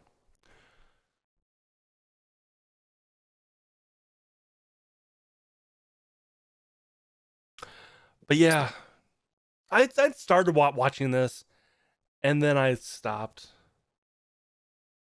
and then I decided to pick it back up again, and it got like stupid. Wow. Okay. That is interesting. But this was like the whole all the credits except the voice actors, they were all like, so like it was all made in Japan, so like it was written, directed, animated, all in Japan, so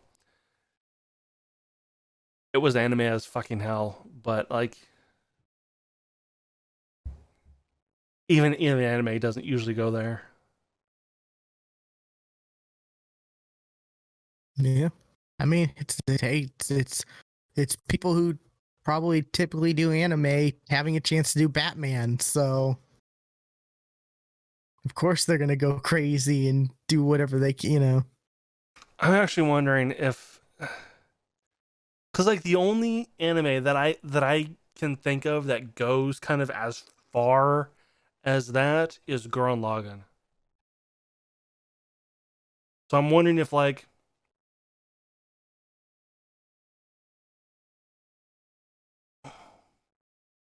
okay, the dude wrote Gurren Lagann. I was right.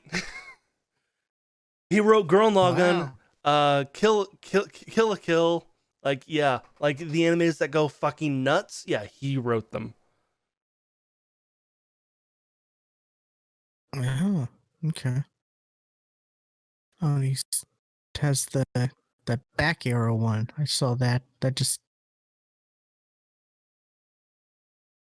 think that just came out or started appearing dubbed. January Yeah, looks like.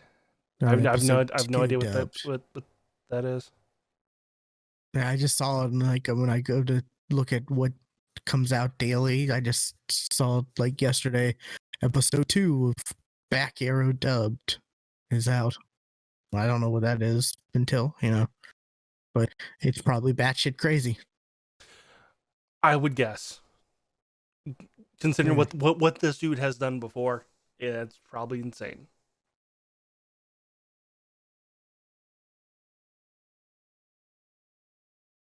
So, have you watched anything else? Let's see. Yes. Um. So I'm a spider. So what? Yeah.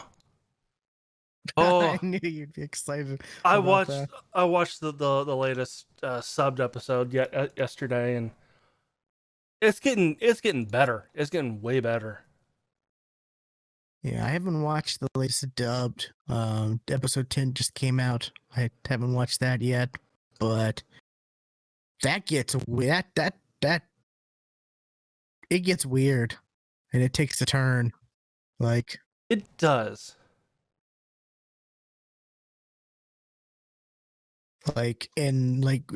was it And you've talked about this before, the school, the classroom, at least a classroom, the classroom gets somehow killed, I guess. whitewashed. It was just like white just kind of spreads out through, and like I don't know what happened. And then they get reincarnated into this other world, and the one character ends up being a spider. Yeah. And typical anime where they're aware they're in another world and their skills, and it's the typical voice for the what's it called, the system like that they Typically talk it's to. like the great sage trope. Great Sage. Yeah, that's what it is. Yeah. Or the whatever it's called. Yeah, Yeah. it's the same like voice in pretty much all the different ones. Yeah. um and the spider like does some crazy shit. Like she ends up doing some of the craziest stuff. And Yeah. And there's a twist that the dub is about to get to. I don't think it's gotten to yet. If not, it was in the last episode. But there's a twist like, oh really? well, there was the one episode where she is talking about something, and then like it's like, oh, Administrator D or whatever Not quite has what I'm talking accepted your about. request, and then you end up seeing like That goes something. someplace.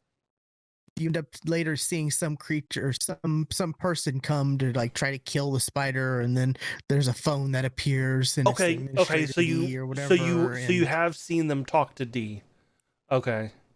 Yeah, that was last episode.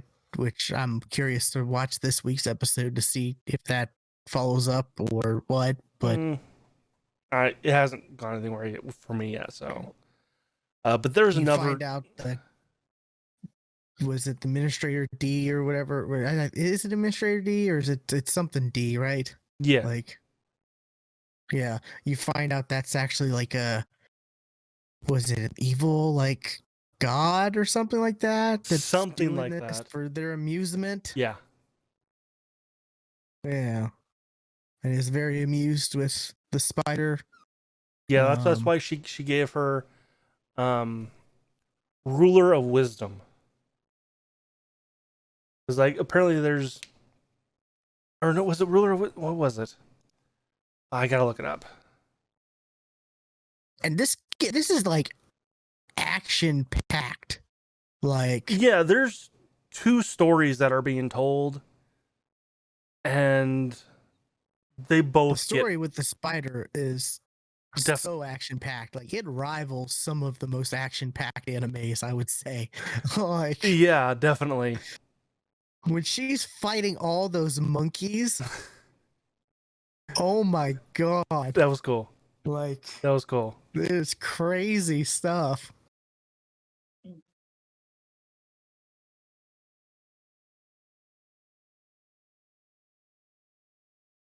But I will say this. I won't spoil anything. But like the human stuff, the other classmates, that has gotten in interesting for on in the subs. Like that story has gotten very interesting. Yeah, I'm interested in that. But yeah, it's it'll be curious to see if like, do they have to meet up? Right, she has to meet up with the others eventually, right? You would think. I'm trying Maybe to not. think. I don't know. I'm trying to think because like the teacher says something. She says like there are like a few that are dead, and then there's like 3 she doesn't, or she knows where they are but can't get to them or Okay. something like that. And Okay. she mentions that the spider is one of them. Is one of the dead ones. I thought she said she's one of the ones she can't get to. She's just one of the dead ones. Oh, okay.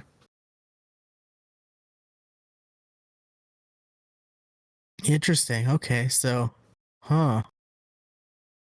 And I'm real confused about this. Like, There is something that's gonna happen soon that like makes me like, oh, so that's how it is. and was it the other story arc with the one dude, like who's like the hero's brother or whatever? Like Shun. when that reveal happened at the end of that one episode. Oh my god. Oh my god. I I was just like, oh wow, okay. That is So an interesting way. did you see how he died? I'm not sure if I can't remember. Like, that was not last week's episode, but the episode before that, I think. It's from where you are now. It's not a spoiler that he's dead. But it does show how he died. Yeah. And if it showed you that, because like I went on Wikipedia and found some stuff out about the characters that what happens to those characters. So like I know some things that happens that even the anime hasn't even shown yet. Oh, okay. And how he dies is very interesting. Okay, yeah. If you know a I certain can't thing. remember. If you know a certain thing. I can't remember if it was what did when they revealed it. Was it a big reveal or was it a quick thing? If you didn't know what you looking at, it was kind of quick. It was like, okay, then yeah. I think they did it at the end of the episode then, because I it remember might have been like at the end of an quick. episode. It was like a chick who's just all white. She was just causing explosions, just kind of with the wave of her hand. Okay, yeah. But yeah, boy, that was an intense scene where like he's got he's got his great sage, whatever, that says his status is now hero, whatever, and he starts to realize what that actually means. Yeah, because and there's just the trauma. Yeah, he Oh my goes god, through some trauma. That was a crazy scene. Like, and it ended pretty much. That's how the episode ended. So yeah, it's it looks like, and then of course the next episode they don't even touch on that side of the story. Yeah.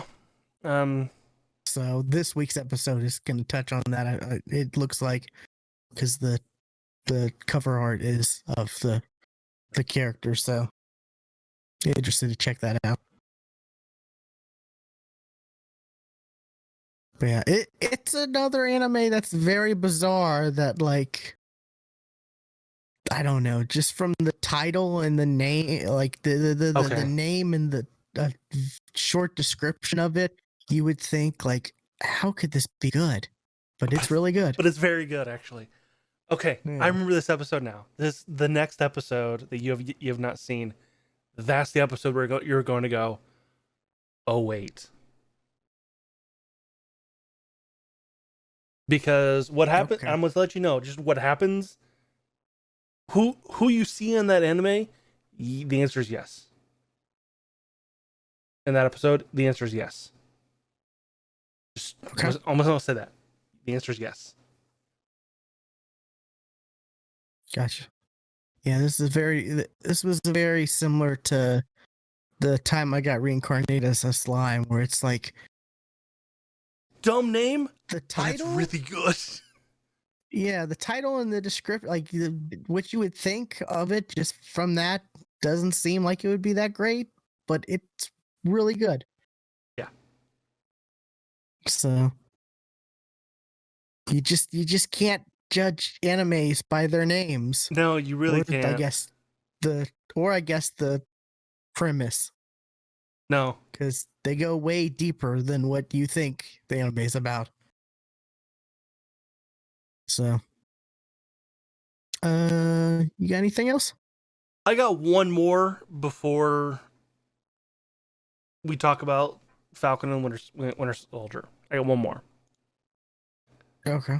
Because, yeah. What made me watch Batman Ninja is I went and watched this. That's Justice League Dark Apocalypse War, which is the last movie from in the DC animated universe that they've been doing the past couple years. Since, what was it, like the new 52 reboot Flashpoint, thing, right? Like Flashpoint, yeah. Like Flashpoint to here, like these have all been like the same. And I was like, oh, they're ending this? Why? Well, the story that's told here, like, oh, that's why. Kind of a spoiler. Everybody fucking dies. That's why. Oh. Okay. And because and the other, and just like this is Justice League Dark, kind of like the main character that this focuses on is Constantine. And like the whole thing is like, okay, Apocalypse is about to attack. Cyborg can get us in, and we'll just do this. We'll just attack them before they can do anything. Shit goes wrong,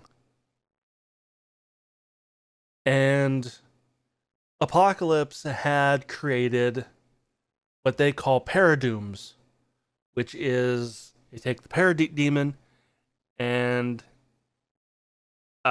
mix it with Doomsday and Oh my god. create paradooms. And it's not good for anybody. I imagine, like they capture Superman and they tattoo a kryptonite S on his chest. Like, he is powerless. He has no more powers through most of the movie. Wow. And Batman is under control of Apocalypse, and because Batman knows everything about everybody. So that's bad. Yeah.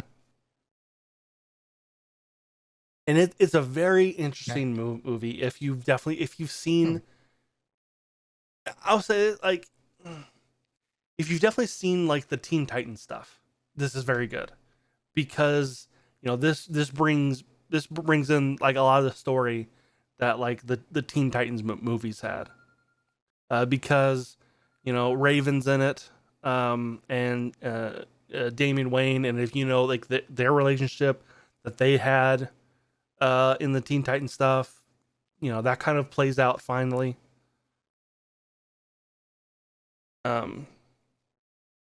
But it's very good, and I'm curious on what they'll do next.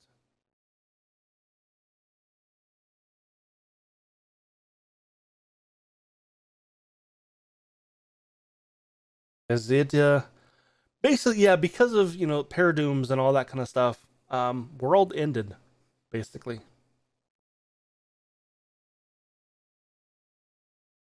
So yeah, and and then like from the attack, and like from like when they saved everything, like 2 years pass, or basically Apocalypse and the Paradooms are basically just ruling the earth. And during that time, like Apocalypse had Batman under his control, and like during the attack, like one of a power generator on Apocalypse failed, so Apocalypse stuck Flash on a treadmill to run, and he ran nonstop for 2 years. Oh wow. To power this device. Like, it's rough. Like, what happens to those to like the Justice League is fucking rough, and it's gory as fuck too. Like, you see, like when like Shazam is fighting like the Paradooms, they rip his leg off, and you just see sprays of blood. Like, oh, that was Billy. No, Wow. It's Sounds gory. crazy. It's gory, and it is an end to a fantastic run of movies. You know what they need to do next now? You need to do Dark Knight's Metal. Dark Knight Metal. They actually might do it at some point. I can see him doing. That would be too I can dark. see him doing. But your description of this, no, they could do it then. No, they can do it. Because I haven't read the newest one that you like read, the sequel to it, but I haven't read it, but when I looked up like when did Dark Knight Metal take place, like I found that and thought it was more recent. Yeah. Than it was. I thought you said you checked out the new one. Because there's a sequel going on right now. Yeah, and that's why I thought like it was recent. Was because I saw that and thought it was it like just ended. It's a crazy story. Like, yeah. Like, the whole premise. But to like, I think if they do Dark Knight Metal, they'd have to do some setup stuff with like the Court of Owls and stuff, because that ties into it. And what was that chair that Batman sat on? That I know what you mean. The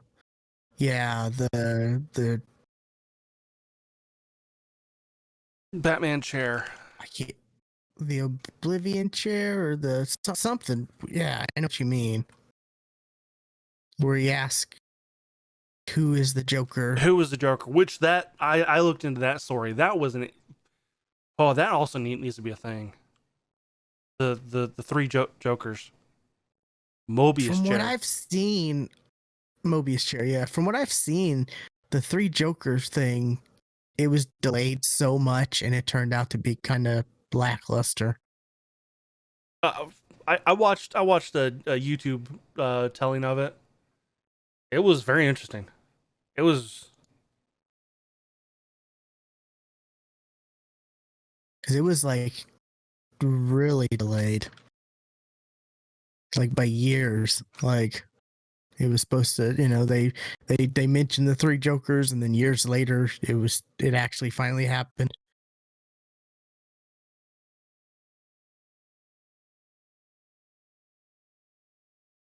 which They also could do the Watchmen thing, the what was it, I forget what it's called, the Watchmen DC crossover thing that happened. maybe. I don't know. I don't know what their plan is next. It'll be interesting. Yeah, I wonder if there's like stuff's been announced or That's kind of already what I'm or looking not. up right now.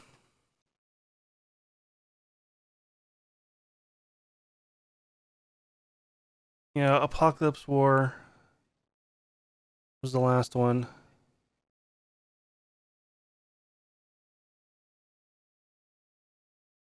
Okay, yeah, that Justice Society World War II did come out, I think, or at least the trailer did.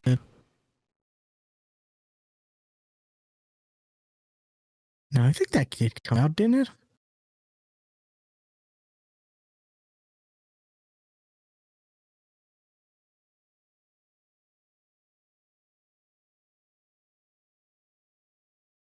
Okay, what came out after that was Superman, Man of Tomorrow. Actually looks like It comes out next week. The World War II the 27th. Justice Society. Yeah, yeah. Yeah. So yeah, I See, guess maybe that's maybe a reboot or something. Because isn't it like the Flash goes back in time again or something? I want to say. it's hard. There's two more movies that came out after Justice League Dark: Superman, Man of Tomorrow, and Batman: Soul of the Dragon. I don't. Let's see. This film takes place. Let's see. Soul of the Dragon takes place in the 70s. That's cool. I have never heard of that. Superman, Man of Tomorrow. Interesting. It chronicles Clark Kent's early stories, early years. Okay. So Yeah, okay. looks like what they have next. Let's see. World War II is next, and then Batman: Long Halloween is after that. Oh, that could be good. Yeah. That's supposed to be a really good story arc. Or Part the Long one. Halloween. Is it just Yeah. part one? I don't know. But yeah, it doesn't look like they've started on like a new series yet. Was Batman Hush good? I liked it.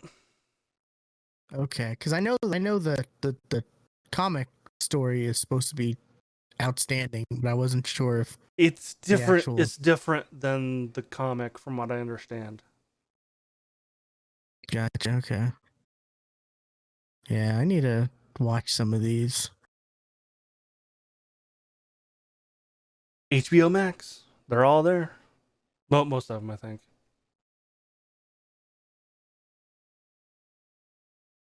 Hush and Gotham by Gaslight, in my mind, are fused.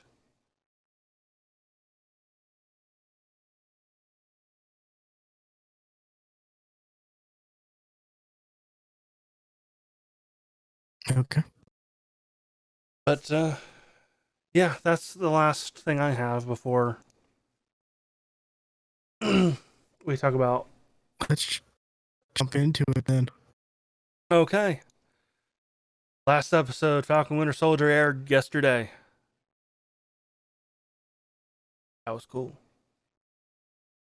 It was good. I enjoyed Falcon and the Winter Soldier overall, but there I did have some issues, like the Flag Smashers. I feel like because like there was a storyline that was cut, Yeah, that I that feel like their definitely story impacted. definitely got cut because of it. Yeah, and just like I don't like the character Carla. I didn't like her. I feel like her story was definitely cut because of of the storyline that was. Yeah, it's just I don't know, just like her. She was ready to do whatever it took, right, for her cause, no matter what, all this and that. And then when she, like, spoilers, when she kills Lamar, Uh huh. or like she realized, or she acts like, oh well, oh my bad, uh-oh, and then she runs away like a scared little girl, which seemed kind of weird when like she's supposed to be this leader of this, you know this radical rebellion group or I whatever. no, And I think you took that wrong. I think she ran because they were distracted. They were already trying to get away. So okay, they just used that opportunity but to run. then later she acts like she didn't want to, like, oh, I don't want to kill anybody, if blah, blah, blah. And it's like, well, I mean, Didn't you want to said you were willing to kill do whatever it anybody that took. didn't. Yeah, I yeah I It just felt like some of the writing for, well at also least especially the last episode, was bad she's just young. because it was rewritten. Yeah. She's young. She didn't know what she's really stood for, and and Yeah. just like a normal person or a normal kid, their stances on things changes from 1 minute to the next. It's also, how did this young kid like become the leader? That was also kind of weird. But I think she's just the one that took charge. yeah, it's just kind of And weird but that then all the other again, people were just that willing I to. think that part was definitely probably cut because of like there was definitely more with the actress, the one who died in the show. Yeah. Like there was like she's apparently like some big actress, but like never got any screen time. But and that was definitely because of the storyline that was cut. Yeah. You definitely felt that, you know, you definitely felt that this wasn't the intentional story, that it was changed. Mm-hmm. Especially in this last episode, I had a lot of feelings where it was like, oh, that's kind of sloppy writing, probably because they were trying to, like, fix it to fit this new vision of it. Yeah. But since they had to take away the whole, like, disease pandemic thing, Yeah. so that definitely does suck. I also saw there's two cameos that was supposed to happen that was cut. Oh really? Have you seen this? Uh-uh. One was Chris Evans as Steve Rogers. Yeah. What is that? Just an internet thing, though. No, this is from an insider who's, like, known to be right on a lot of these things. And the other one was the maybe new Black Widow. Like, what's her name? The chick who's, like, in the movie, who's like, The one who I thought that the Julie Louis Dreyfus cameo was going to be. Yeah. She was another that was supposed to be in it, but since Black Widow didn't come out, Black Widow was supposed to be out way before this. They cut it because I don't know about that. I feel like that one maybe not, because I feel like they could have still thrown in the cameo. We just didn't. We just but it wanted. wouldn't We have just had as much impact because you no, don't know that character. no. You're But like, you would get it if you went back to watch it again. yeah. But apparently that's another reason why this episode was shorter than a lot of the others. It was because of the having to rewrite a lot of stuff for either these cameos or for the having to remove the virus plot, Mm-hmm. So that is disappointing. I wish we had like Rick and Morty interdimensional cable to where we were able to see what this was gonna be, It would have been nice, but I mean, it was they it they was still they 52 minutes, so I mean, it's not like it was the shortest episode. was it that long? Huh. Yeah, the first two episodes were 50 minutes. I thought it was like 48 or something. 52. Okay.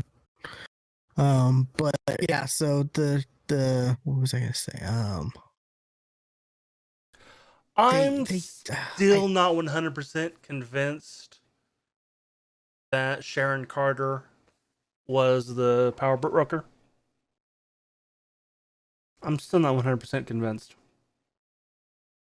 okay, Because she didn't but she's acknowledge it. definitely She didn't acknowledge it.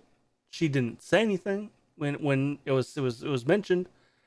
And the big thing is that Zemo said that he knew the power broker before um Civil War and had worked with him in the past.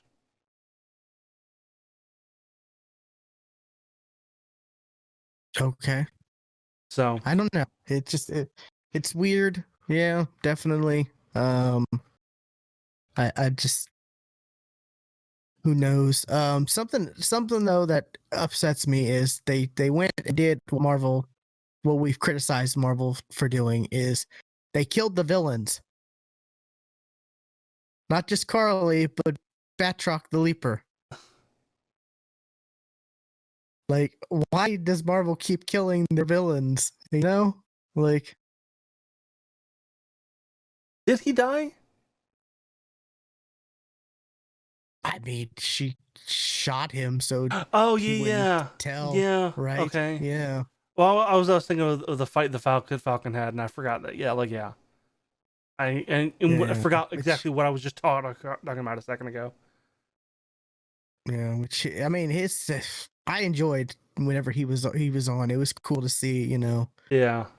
him hit the live adaptation of Batroc the Leaper, with every time he was kicking, I was just like, oh, that's cool. That's funny. I love that. It was great.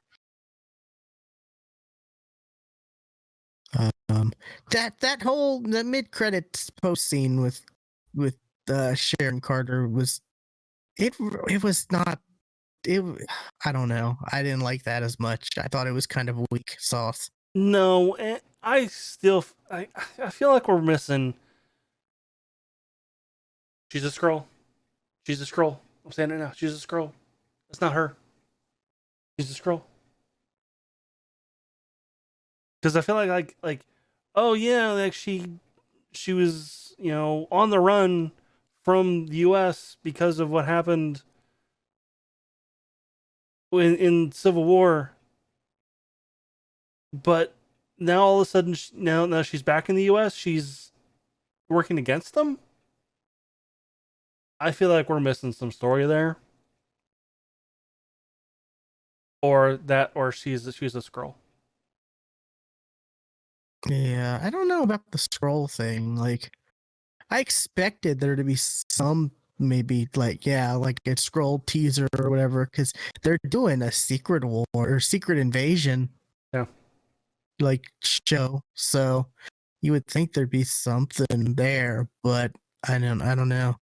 It just, I was kind of hoping we would see like something like I don't know, something more from Julia Louis Dreyfus's character, kind of indicating maybe she's putting together, The Dark Avengers. the Dark Yeah. Avengers or the Thunderbolts or something. I heard a lot of people from before the even show even aired hoping that Thunderbolt Ross would be like a cameo, Yeah. and maybe she's working for Thunderbolt Ross, or That I don't I've also know, heard but that theory that she's working with Ross, who is running the raft. So yeah, or maybe like when we saw Zemo and at the raft, I was hoping to, I was like, are we gonna get a cameo of maybe somebody else there, like, Abomination or something, I was hoping later, because like that was that line was totally dropped. Leader, he was like that was like teased in that movie, and then just dropped off a cliff. Oh yeah. So I don't know. There's Or a lot MODOK. that Oh, was MODOK. I kind of love it. like. I'd love to see MODOK in this universe. Well, there's an animated show they're doing for MODOK. I want to in the live action. I want to see live action MODOK. I want to see him. I want to see how ridiculous he looks in CGI. I understand, yeah, but I don't know.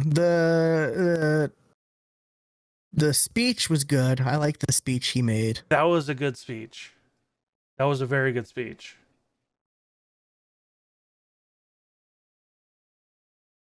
It was well done. It felt kind of weird that all those senators were just like, yeah, we're just gonna stand here and let you like give this speech, and Well, put us on blast instead of trying to worm our way out. Like, there also were cameras all around them. So yeah, true. So, oh, one of my favorite things is the previous episode, the post-credit scene, seeing John Walker make his own shield. I thought was dumb and stupid, and I'm glad we saw that yes, shield it get was destroyed. dumb and stupid. It got destroyed real quick. From the very moment where he throws it and the person just kicks it away, and it, it's not vibranium. It doesn't. It's And it didn't same. magically come back to him again. Yeah, like because it's not vibranium and it doesn't have the properties that vibranium has, and I was kind of shocked that Walker went to save the truck. I actually was not expecting that. I was not expecting that direction for that character. I mean, it's the whole thing of like, he's not evil. Like, he's not straight up evil. He's just he thinks he's the hero, and that leads, he thinks he's the hero, and he no, but right, but at things the to be his same way, time, and that leads to he's so blind with rage that he just stop the bad guys at all cost. Like, fuck who's ever in my way, I will stop these bad guys. But that's also what makes the whole him with the last scene where it's him in the dark outfit, becoming US agent, even so better, because he feels like, yes, I'm good now. I've had my rough moments or whatever, and this leads to him being able to be manipulated by Julia Louis-Dreyfus's character, Val. whatever Just Val. crazy long name. Yeah. Yeah. You know he's gonna be manipulated. Oh yeah, he already is. Because he's whether it's the Thunderbolts or the Dark Avengers, he's gonna be doing some stuff that he normally wouldn't want to do. No. Because we've seen him talk about, when he got his Medal of Honors, yeah, I got him, but I had to do, I didn't want to do that kind of stuff. Yeah. We know this character he's not a bad person per se. No. And that's what makes him interesting.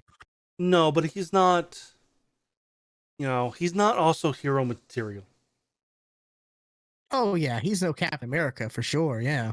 And that's the whole point. I would have put any other hero, because Captain America, that's a pedestal. No, that's a pedestal that's out of reach of most people. Of most heroes. It's the pressure definitely got to him. So. Absolutely it did. My favorite scene was actually when the helicopter was crashing, and Falcon protected that pilot by wrapping his wings in the shield. That was cool. That was pretty good. That was cool. And then when he was fighting Carly, and he used his wings to like when he was blocking with the shield, and he used his wings to kind of help, brace himself, sturdy him. Yeah, brace himself. Just like Spider-Man did finding Thanos.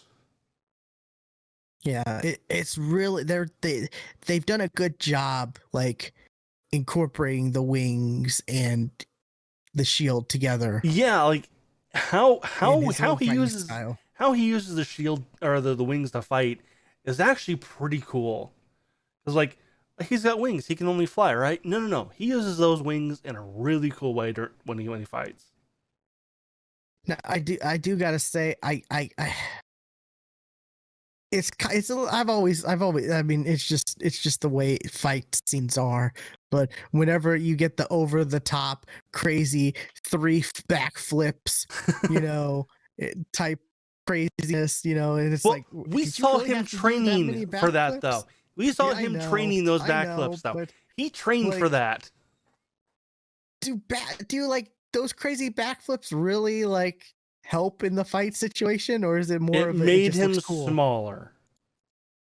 I guess. I'm making shit up. It's just every time though that happens, where it's like over the top crazy like flips and stuff like that, like I'm just like, that's not really that I mean, it looks cool, but like it just, I don't know. But I did like overall the whole new fight style of Captain America, which it's weird to say, but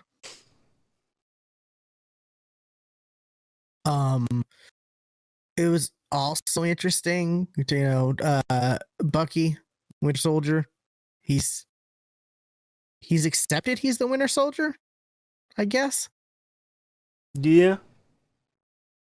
And he's, like a lot of people thought, oh, is he gonna stop going by the Winter Soldier and be like White Wolf or be something? I saw rumors that he was gonna be Nomad, or Steve Rogers' other whatever, but no, it turns out no, he's the Winter Soldier, and he's accepting that, and he's owning it. He's taking it back or whatever, making it his own. Yeah. And we saw that when he talked to the father, and he was like, the Winter Soldier, who's that? That's me, type of thing.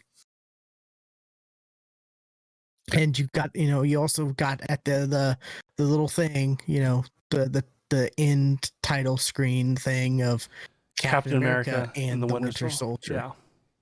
Yeah. So I would be very surprised if he switches if they give him a different name. Like that would just feel weird. At this point, yes. Character growth was. At this point, it would. Stuff. The closure with Isaiah Bradley was nice. I like that. He had I his own like little that too. That was section in the museum exhibit that will live on, and no one will forget him. I liked that.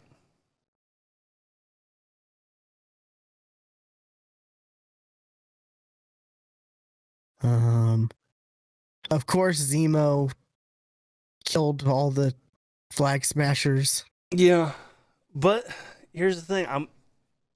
I'm wondering if even then he was working with Val. I don't know. Maybe, yeah. It was real interesting. The whole, like, when they got locked up, the one guy, the guard had said the one people, one world, or Yeah. whatever line, and then you're like, oh my god, this is Like, is this gonna be the next Hydra type situation? And then it's like, oh no, they're gone. Like, that was a real, like, fake out. kinda. Yeah.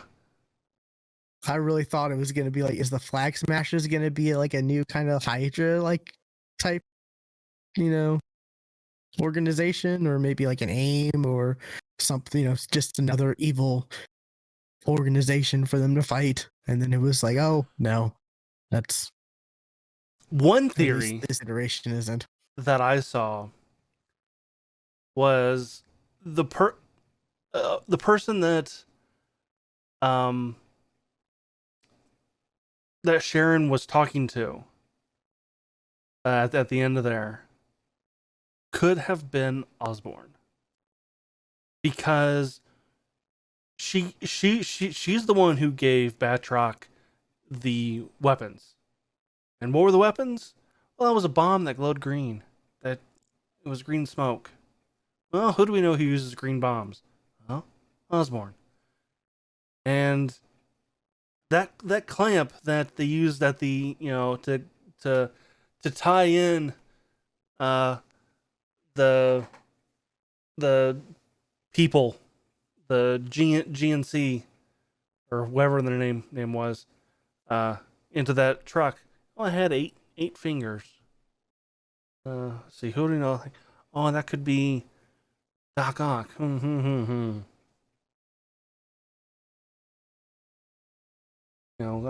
Osborn is maybe hints at Oscorp. I don't know.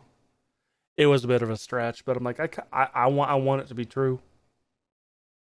I want that to be true, but the only issue I see with that is we still don't know the fate of Spider-Man in that universe in the MCU after this upcoming movie. True. And with the deal Sony made with Netflix is kind of But they've also, interesting. yeah. Well, I mean, Sony and Disney also have a much better deal too, to where something like Oscorp showing up in a Disney Plus show could legitimately happen. But the thing is, though, like, when Far From Home takes place, it's after this. It's after all this has already happened. Like, like what we just saw, that Spider-Man stuff hasn't happened yet. Okay. Yeah. I just mean, like, I don't know.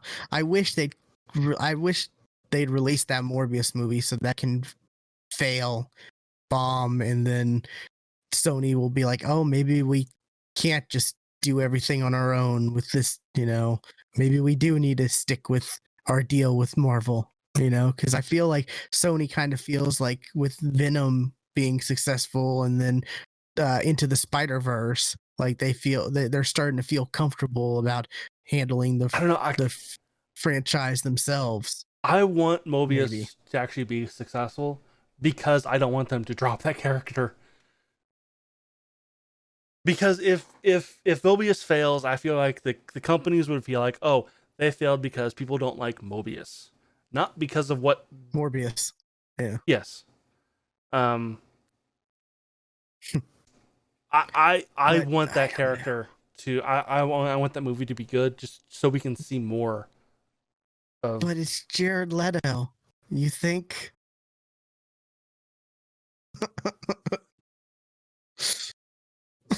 Did you forget it was Jared Leto?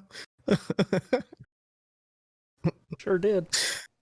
For our audio listeners, Sure Stuart's did. lowering his head in like sadness. I sure did forget that was Jared Leto.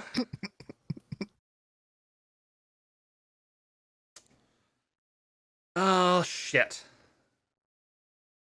You think he's gonna? You think Morbius will talk about reach arounds? Oh.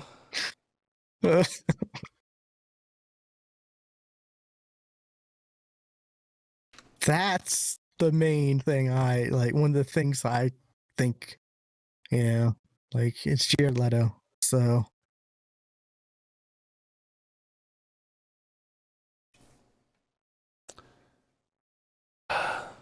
Shit. Okay, never mind. Forget what I said. I'm sorry. We will never see Mobius again. Yeah. I don't know. Yeah, We will never it's see him again. upsetting. Yeah. But who knows, you know?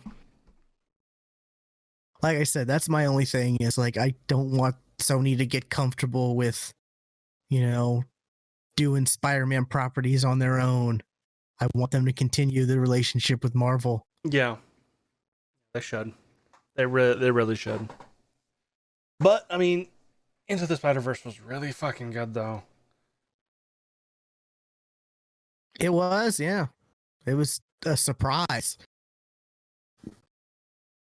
I think more than anything, just because the Marvel Marvel didn't have really anything to do with it, right? It was Sony. It was all Sony. Honestly, I think it might be my favorite Spider-Man movie they've ever done. It was really fucking good. Anyways, any last thoughts on Falcon and the Winter Soldier or Captain America and the Winter Soldier or whatever? Well, I've been seeing a lot of articles lately that I'm kind of like a no duh. Like, One Division will not get a season 2. No duh. But this, I feel like this could have a season 2. Well, I think it's been has it been confirmed, or I saw something about Captain America 4 is in production. Well, no, I mean like they could still like have, yes, Captain America 4 also needs to happen. But I feel like they could also continue with this style as well. Oh, I agree. Yeah. So yes, also have have Captain America 4, but also this as well. Like there could still be a season 2. I'm not quite sure. Like I would say maybe yes, but they're already doing so much other seasons of shows and stuff like that I'm kind of a little hesitant to say. I'm not saying that they should. I'm saying they could, and I'd be fine with it. Yeah. But like a One Division, I would too. A One Division season 2, no. Oh yeah, that wrapped up. That was nice, and yeah. You can't do that again. Like that's a one and done. Yeah. But yeah, we got a lot of Marvel TV shows or Disney Plus Marvel TV shows in the works. Yeah. It's kind of crazy how many there are. And well, let's see. Not next week, but the week after next, we get Bad Batch. Yeah, Right? next week we get the behind the scenes for Falcon and the Winter Soldier. Oh, right. We talked about this. Bad Batch is coming out on May 4th. Yep. And then May 7th. And then episode 2, May 7th. which is the best way to do it. Like, Absolutely. Don't don't have us wait a week and a half for episode 2. yeah, And then when does Loki come out? that's like June 1st. June. Yeah, so right after Bad Batch. Yeah. Okay, so Bad Batch is 1, 2, 3, 4, 5 And episodes. then What If is right after Loki. Have you seen some of the What Ifs, like news that came out? I've seen the trailer. Is there a new trailer? It was the first trailer that came out a while ago. Okay, but Chris Evans is going to be a Spider-Man in is going to be a Spider-Man in What If. Okay. So I saw an article that was like, this is his like 9th comic book role. Like, Wait, 9th.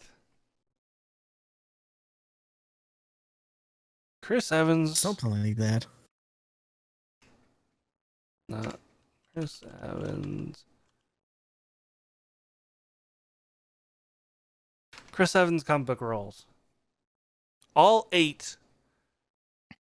So, okay. Captain America. Human Torch. Oh, okay. The Yeah, they're Losers. counting like Ninja Turtles and Scott Pilgrim. Losers and Snowpiercer. Bush and yeah. Not necessarily traditional Okay. comics, but comics. They're yeah. also counting when Loki turned into Captain America as well. As a separate Oh, okay. That- role.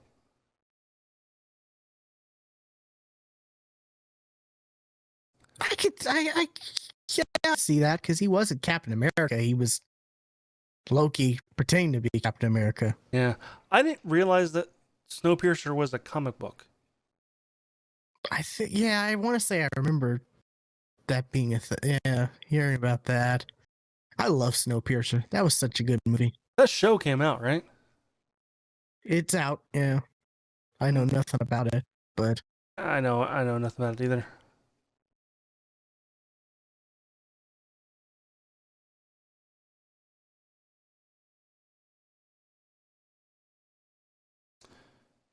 Apparently there are 2 seasons. oh wow, I'm shocked about that. But yeah, apparently there's still rumors that Chris Evans just has some Captain America project that's going to be from the Captain America 4. That I would like to see the alternate history stuff. The what he does when he goes back in time and hooks up with Carter. I would like to see that. oh yeah, yeah. Because you know that's a like to different see his- that's a different universe, and like there's no way that he let some of the stuff that Shield was infiltrated by Hydra. There's no way he would have let that happen. Oh yeah, it's according to according to the MCU. Yeah, that's a standard timeline, right? Yeah, so like I would like to see Yeah. that alternate universe. Yeah, I would too. I mean, there's also the the idea that people have had from the end of Endgame was give us a movie or a show of him in his journey to return the stones to different places because We would love to see his reaction when he comes across the Red Skull. Red Skull. Red Skull. I mean, right? That would be crazy. Yeah. I would love it. Yeah. I think that's it's the most curious thing in the MCU that I would want to see. Yeah. That we know happened. Yes. We know that happened. We know it happened. We want to see it. Exactly. So, yeah, it's I wonder, like, Captain America 4 happens with, Sam Wilson's now Captain America. Uh-huh. You know, is it a given that Bucky is going to be in it with him, He should. fighting along with him? He should. Okay. See, that's because they showed that they have a friendship, but yet they're still kind of like not like they still feel like Bucky still feels like he's kind of still a little independent, you know? Like, I mean, that's one of my fears. whenever those two do interviews, they're always paired up with each other, always, Yeah, that's true. and they have a good chemistry. So like, it needs to continue. We need to see more of that friendship. That's what I want to see. Yeah, I love Sebastian Stan as Bucky. Absolutely love him as that role. I think he's great. He is signed for like wasn't it like after Winter Soldier he was signed for like 9 more movie roles or something like that. He had like some crazy contract. So I think he is signed to do more stuff. But yeah, I don't know. It's gonna be interesting to see how like You know how what they go we from also TV need? show. A Oh, Mark Ruffalo Hulk movie. He's gonna be in She-Hulk. I'm talking about his own thing. He's not. But that's a Universal issue, right? Because doesn't Universal technically own the rights to the Hulk and Namor? I don't think so. And I thought Namor was with the X-Men, with Fox. I don't think so.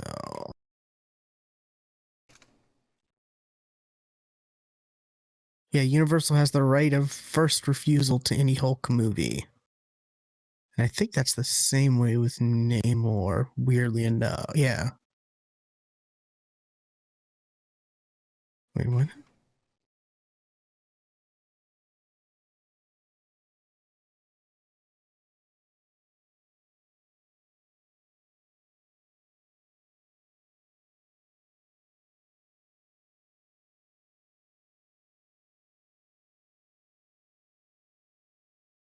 It says it reverted back, but I don't see any other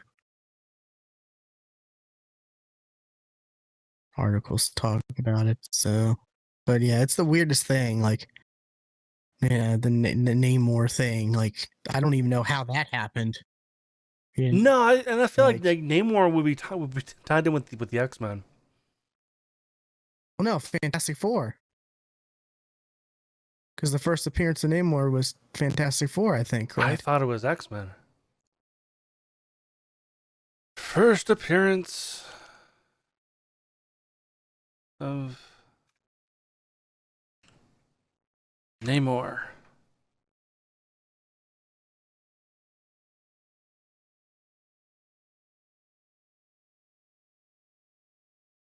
Maybe I'm wrong. Yeah. But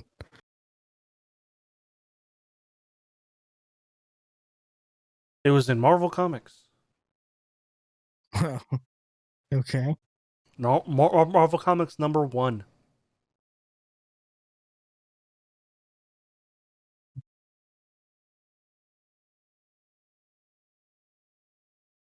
I don't know, Wikipedia looks like at least the Fantastic Four is listed before. Like, I don't know. This was Yeah. 1939.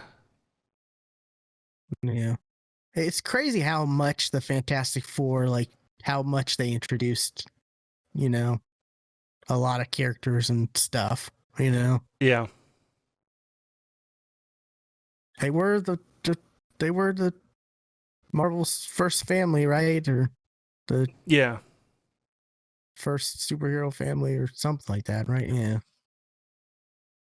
Anyways, we should Which wrap up. now This has it's been an extra long show. it's Wanda and the kids. WandaVision and the kids. They're technically the first Oh yeah.